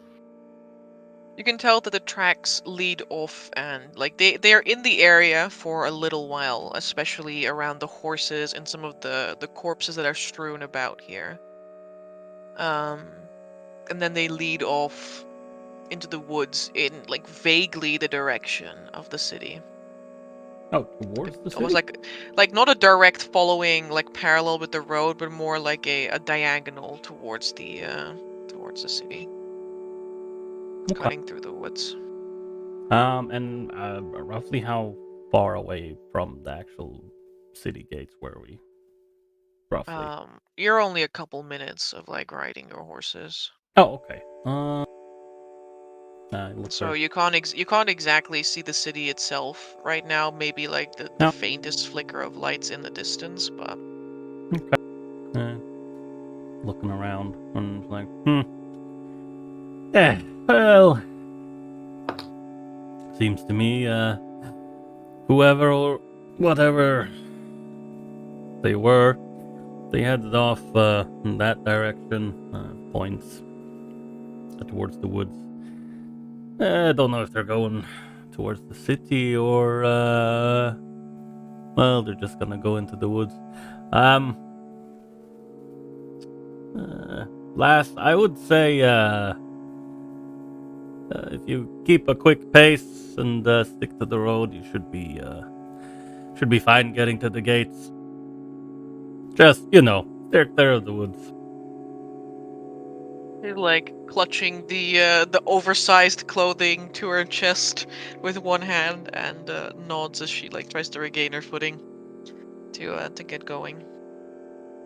Does she look like she's got anything to protect herself with? Outside of the clothes on her back and the single ring that she has, no. I will. One moment. Just in case you do run across anything, can I open my dovetail suit and you just see like five daggers, just all, just elegantly placed. Biden. And I'll take one out and from the tip, hold it and pretty much just present her with the dagger. There's like a moment of hesitation, but then she grips the dagger with confidence. It's probably not the first time she's held one. Feels She slightly gives you worried. a nod in like as a thanks and like acknowledgement. Feels slightly at ease knowing that you have something to protect yourself with at least.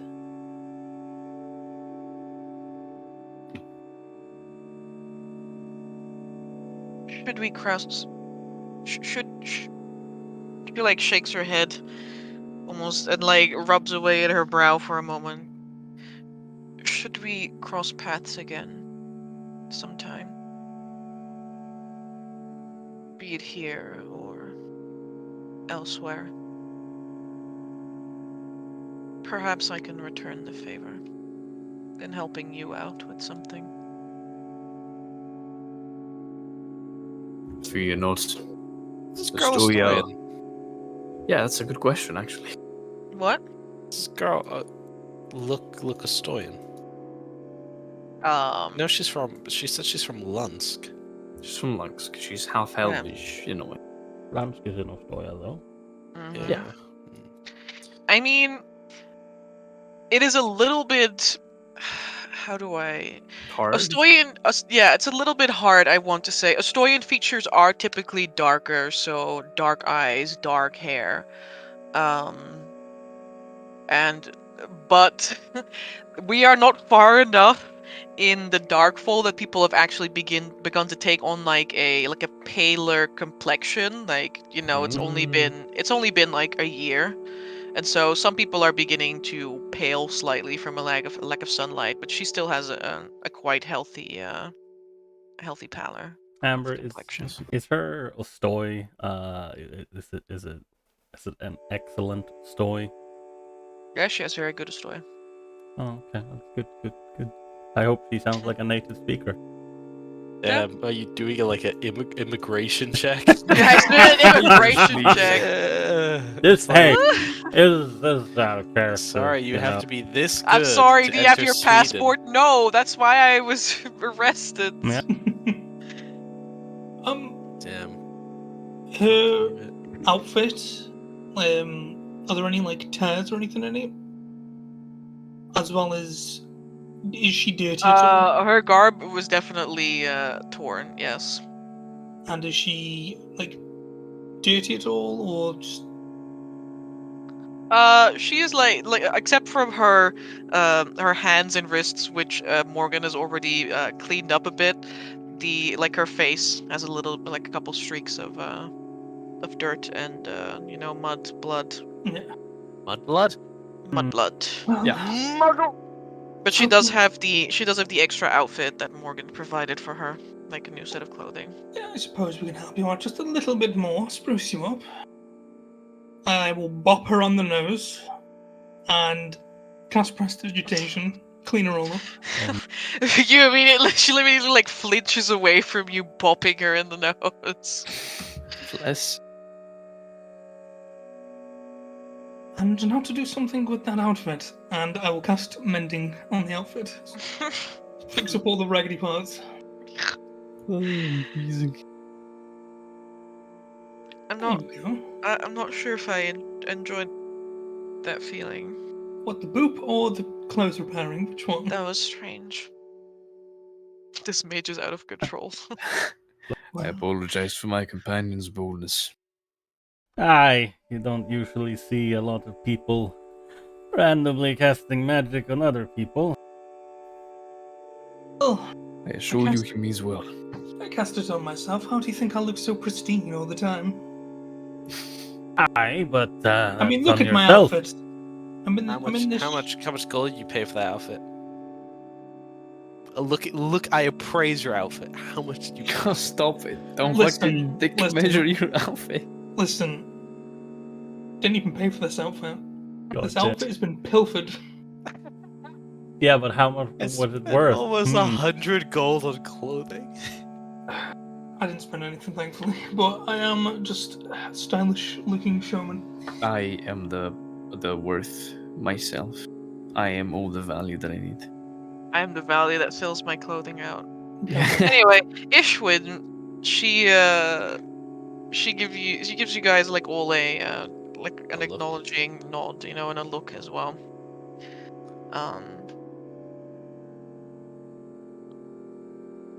Aye. May I need to pronounce this correctly. It is pronounced like that, I think. May Verndari protect you. She like purses her lips for a moment. And gives a nod.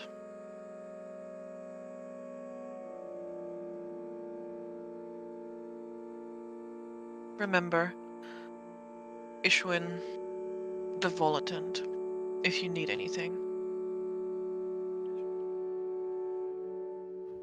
Good Lord.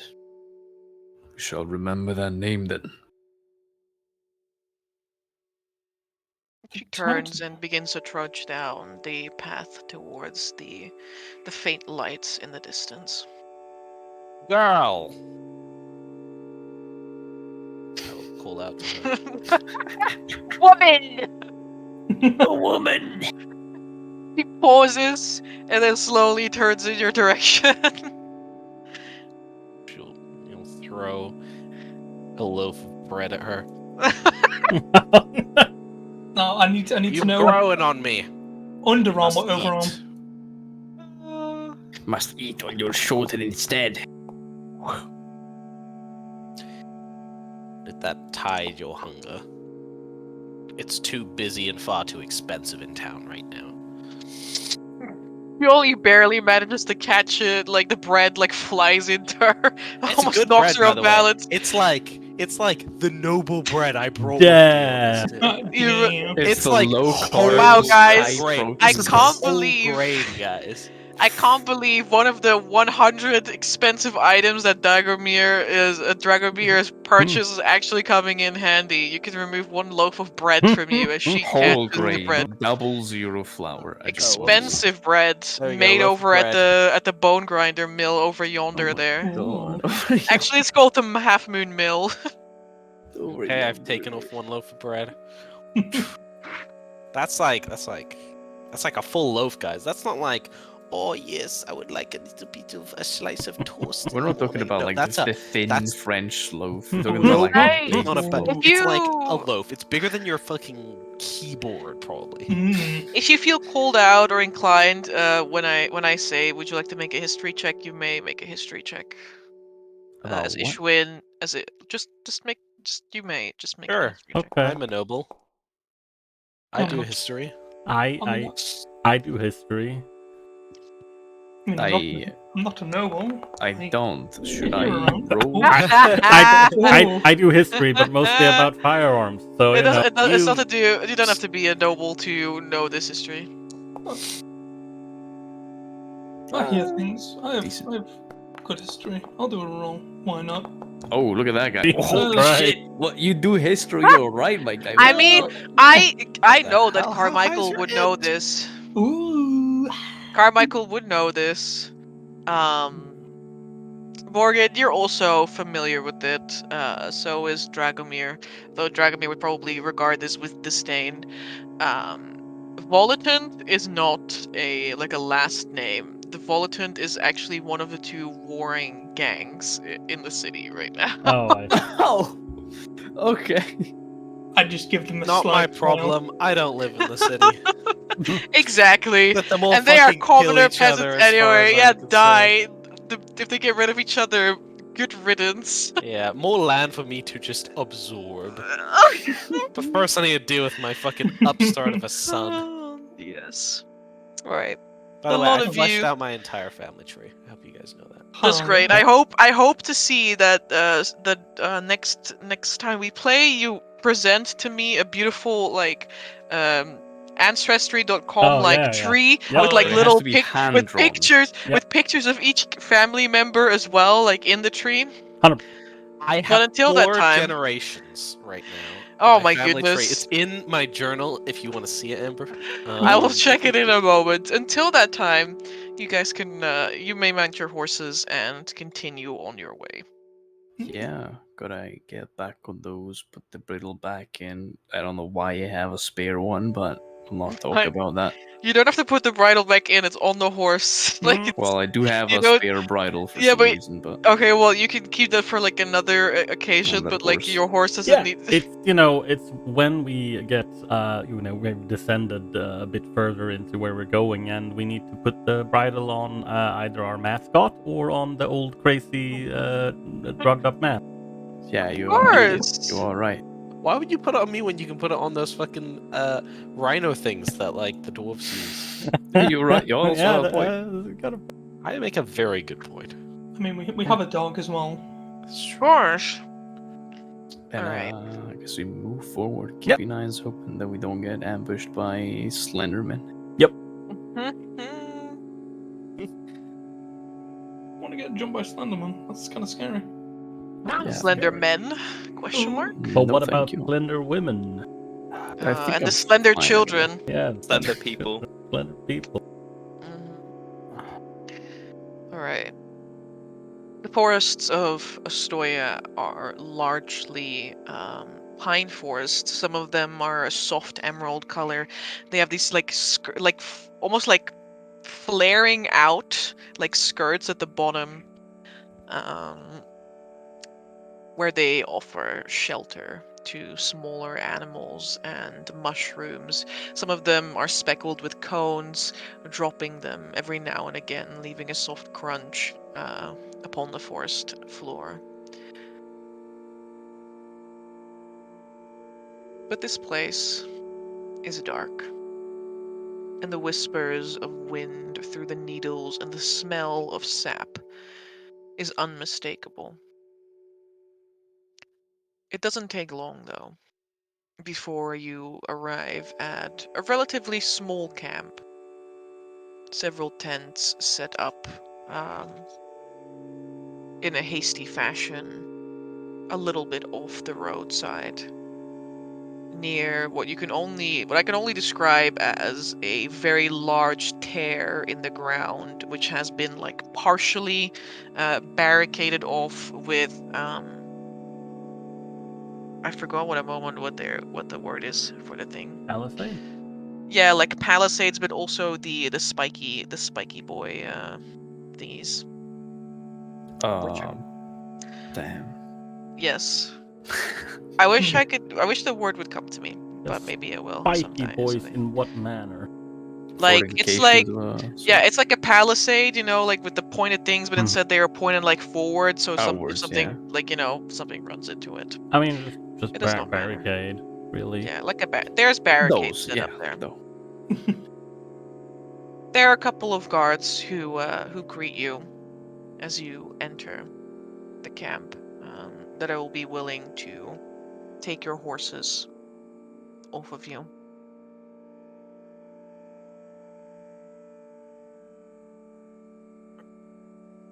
I don't let any of them touch me. They can take my horse. I won't let any of them take my dog. It's fine. No one takes the dog. They're like looking at it for a moment, and they're like, "I'm pretty sure we're not supposed to do anything with that," and they just leave you to it. No one will touch John. John. Why I you hope love you that didn't name? actually call it John. The whole camp sort of centers around this one very large tent that is circular in its design. and by the faded lettering on the closed flaps. And obviously the position that I just described, it looks like it might be either a tent where people like gather to discuss things, or someone who might be in charge of this place could be residing here.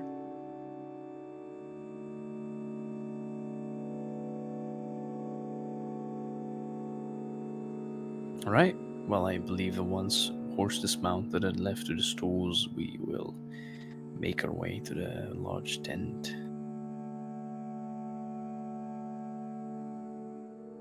Indeed. The tent. Mm.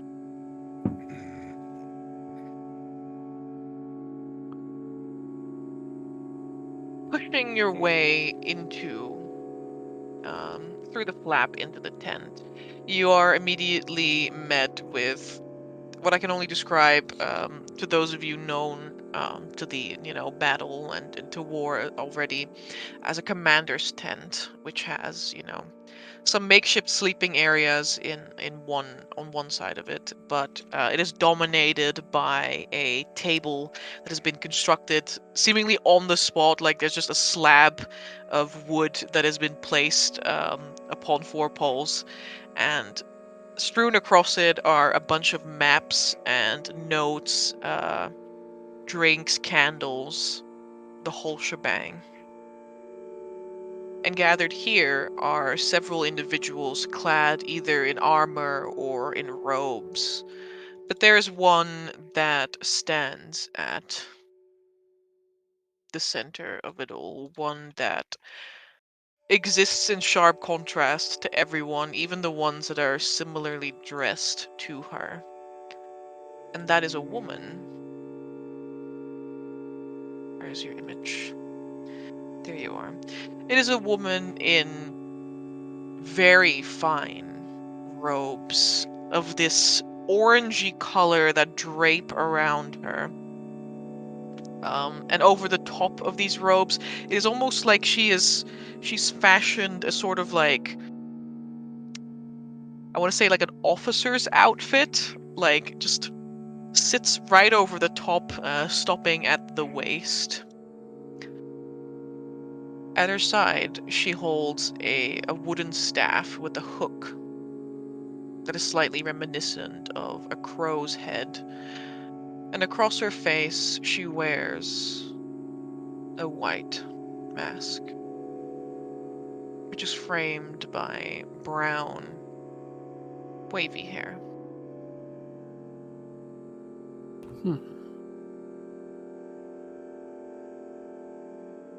There is an image of her. Oh.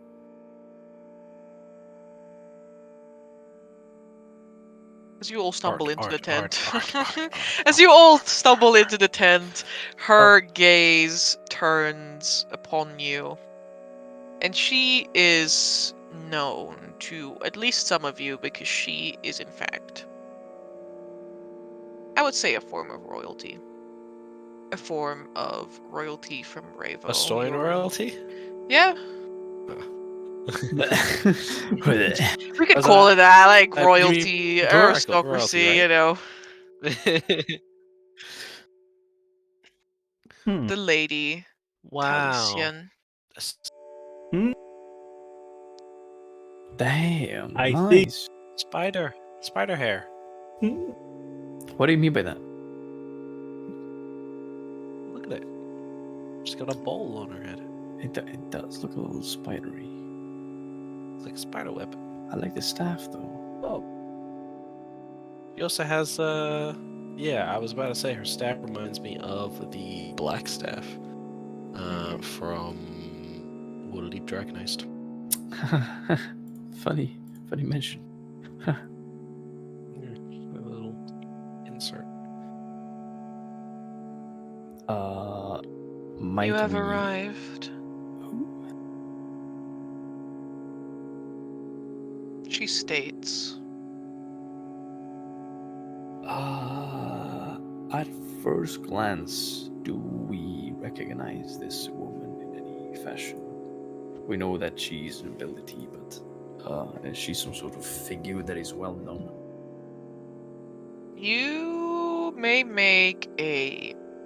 I think history is probably appropriate. All right. Mhm.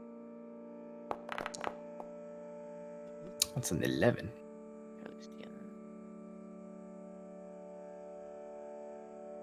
In that case, you know that the Lady Talisian is based in the other province, the northern one, Revo, where she is a very powerful mage. They also call her the Lady of Masks. Oh, I see. Mund stands in salute as he removes his helmet and wears it beneath his arm. We are hereby present, milady. Have I've never met this before. I'm assuming. She's big cheese. I don't think you would have met her, but you most assuredly know of Heard her, Dragomir. Oh, okay. Dragomir, you use one of her spells almost on the daily. Oh, Oh yeah, that's why I recognize your name. Oh, I know. Yeah. Dragomir enters, sees her, and then like seems to like put on a coat as he like steps into like a white garb, and like approaches and bows in the formal bow, like deep formal bow of Mhm. like a.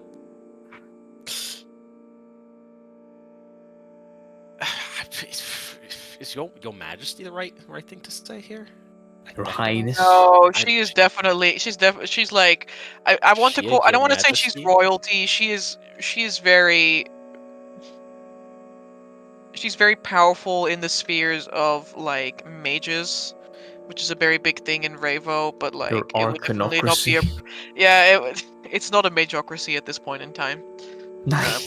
Because the two regions have not split up. They are still one nation. Yeah, you know, we have a common enemy. Buddy. Yeah, they're buddy buddy. And so it wouldn't be appropriate to refer to her as royalty. Um, but yes, my lady, like lady, is always appropriate. Lady or ladyship. Yeah. Oh, she's not that big. What the fuck? Damn. My ladyship, I must express my most humble regards for this magic that you have wrought into the world. It is most useful.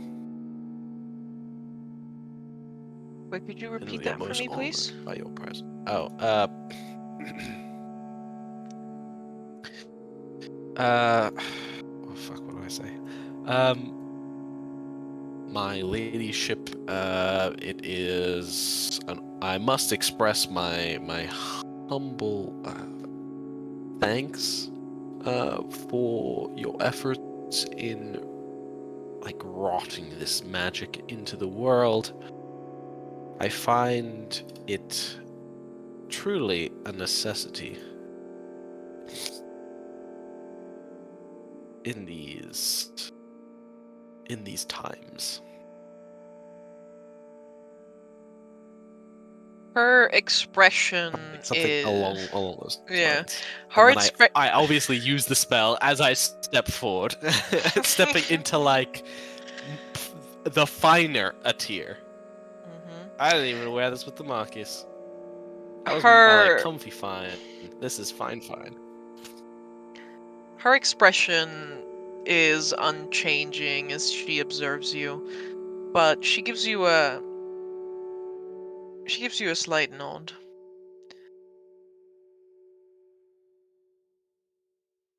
It brings me joy to craft New spells. Bring comfort to the world around me.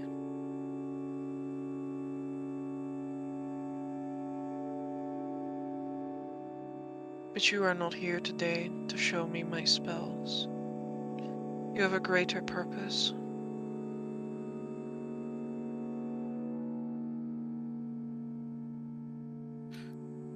That we do. As he stands to his height, something in his back maybe cracking into place as he straightens it. Dragmir is not one for postulating and sucking up, and so this is unlikely to be repeated ever again. And we'll step back and say, Captain Hund will be your man then. As a gesture for you to step in, Gabe. Yep. One nods as he steps ahead, helmet underneath his arm. It is my thought that the endeavor we are about to partake in will be for the betterment of the country nonetheless.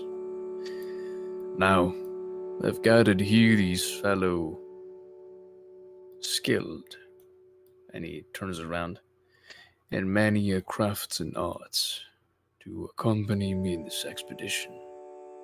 I assume everything is ready.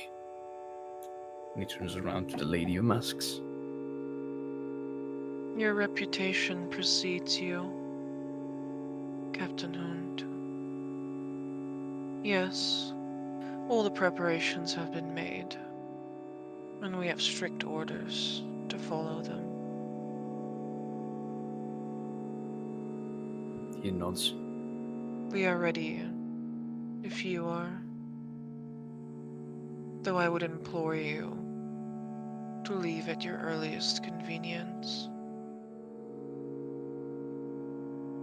Every moment that undeath remains a blight upon this country is too much. We shan't let our mother country bleed more than a second necessary. Turns around to the rest of the crew. I assume you've all made up your minds.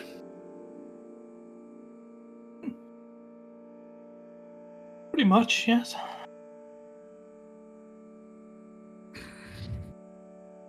We're here, aren't we? Aye. Suppose Let us we're- begin.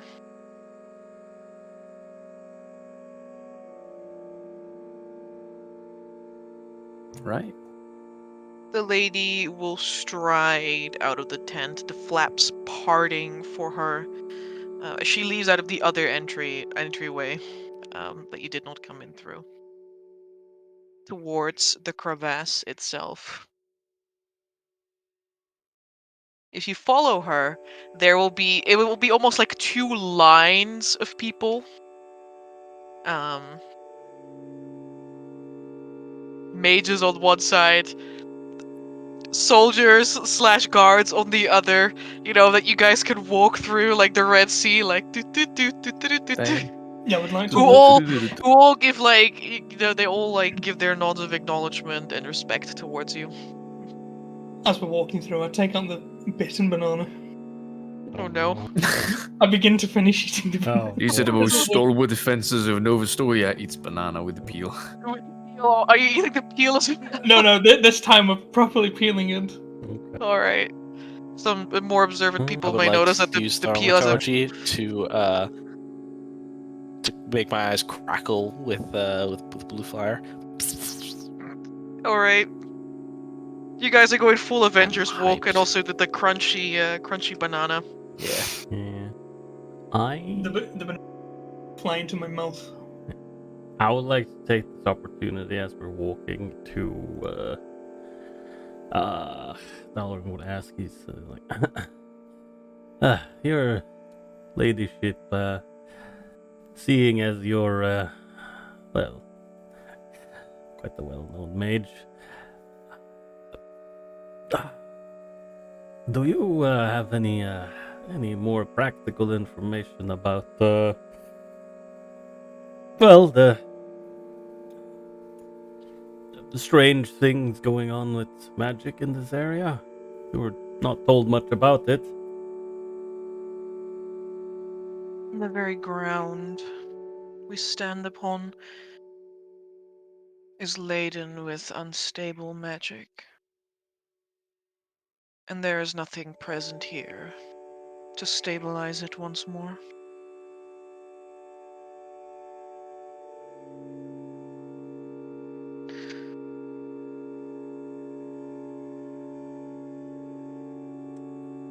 I see.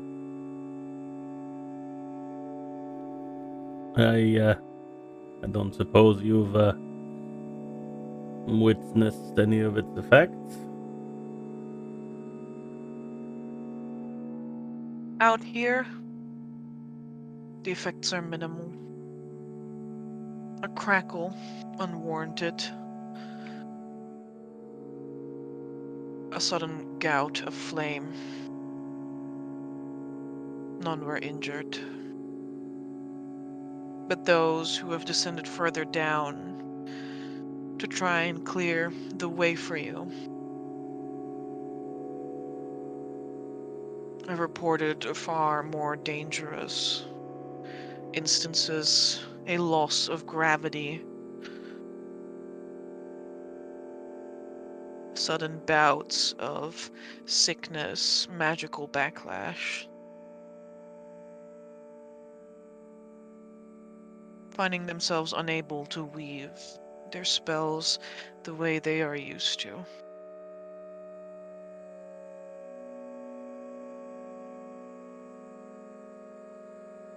Alrim has a bit of a grim look on his face. He's like, ah, Flames. Side glare. She nods. But not flames to warm oneself with. Licks of flame from the weave itself that burn not only the skin, but that which lies beneath our innermost selves.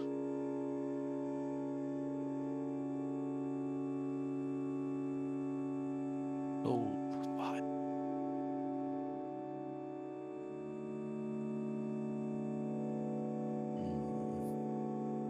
It is imperative that you seek out what the cause of this destabilization is.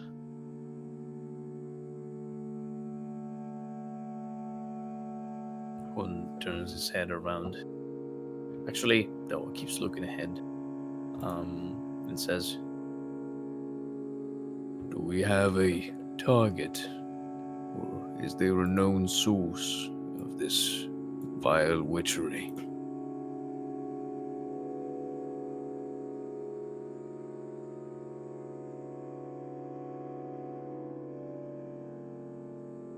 The lady turns her head kind of sideways and glances down into the crevasse that lies before you. Those that return speak of a towering structure amidst it all, with light that shines in the darkest depths.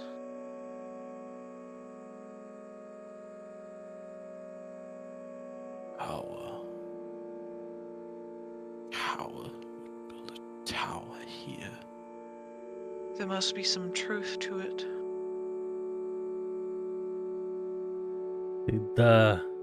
did anyone that were coherent enough mention what colors the light shone with?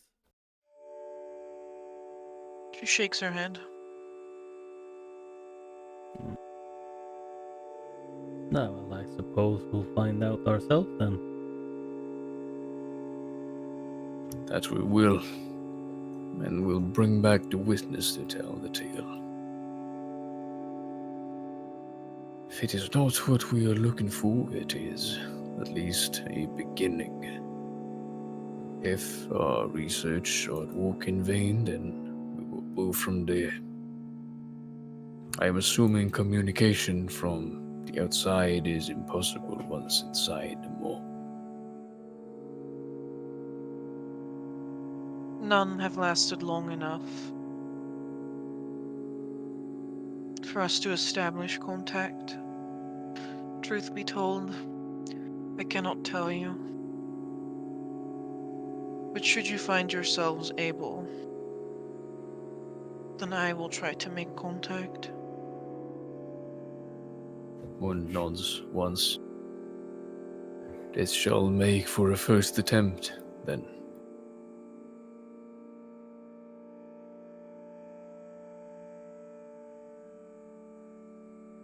Felicia nods.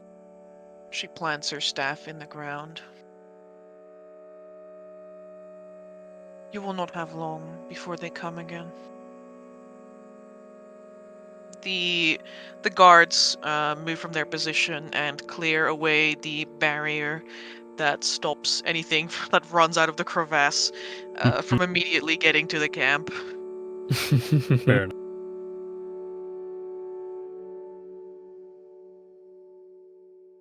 Go in good graces.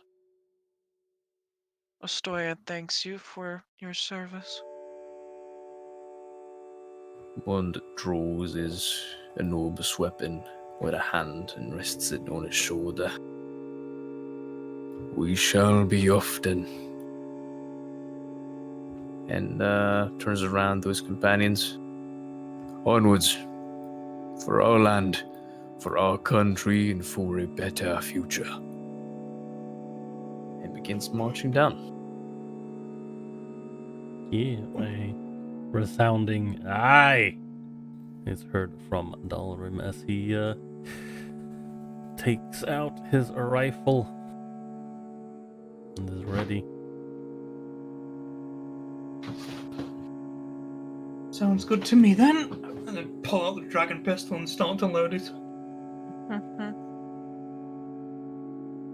The floor, the ground beneath you, drops into a rather smooth descent, leading further down into the crevasse, and so the depths of Ostoya's ground.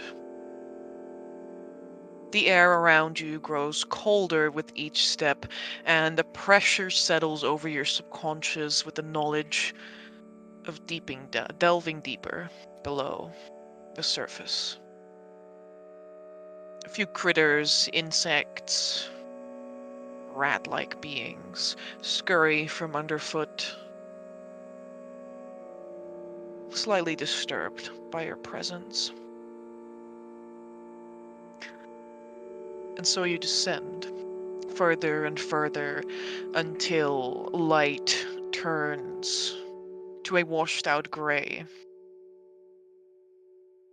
to a darkness as the final rays of the watery, filtered away light that the suns attempt to bestow upon you too begins to disappear, and you are swallowed by the earth.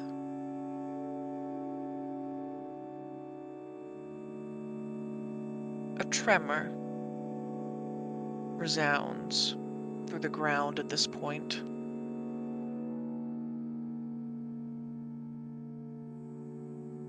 And you find yourselves having to look for purchase against the walls and each other for a moment as the mole shudders.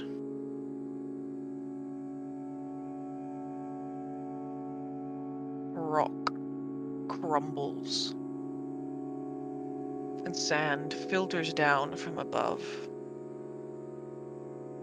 As behind you, the fissure is closed by external forces. Oh, Oh, and now we're locked in here forever. And somewhere East. in a towering structure, I would say the second highest one that Ostoya knows.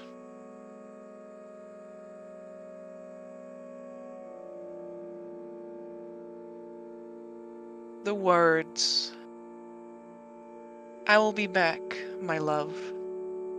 I will be back, and once and for all make you mine and mine alone,"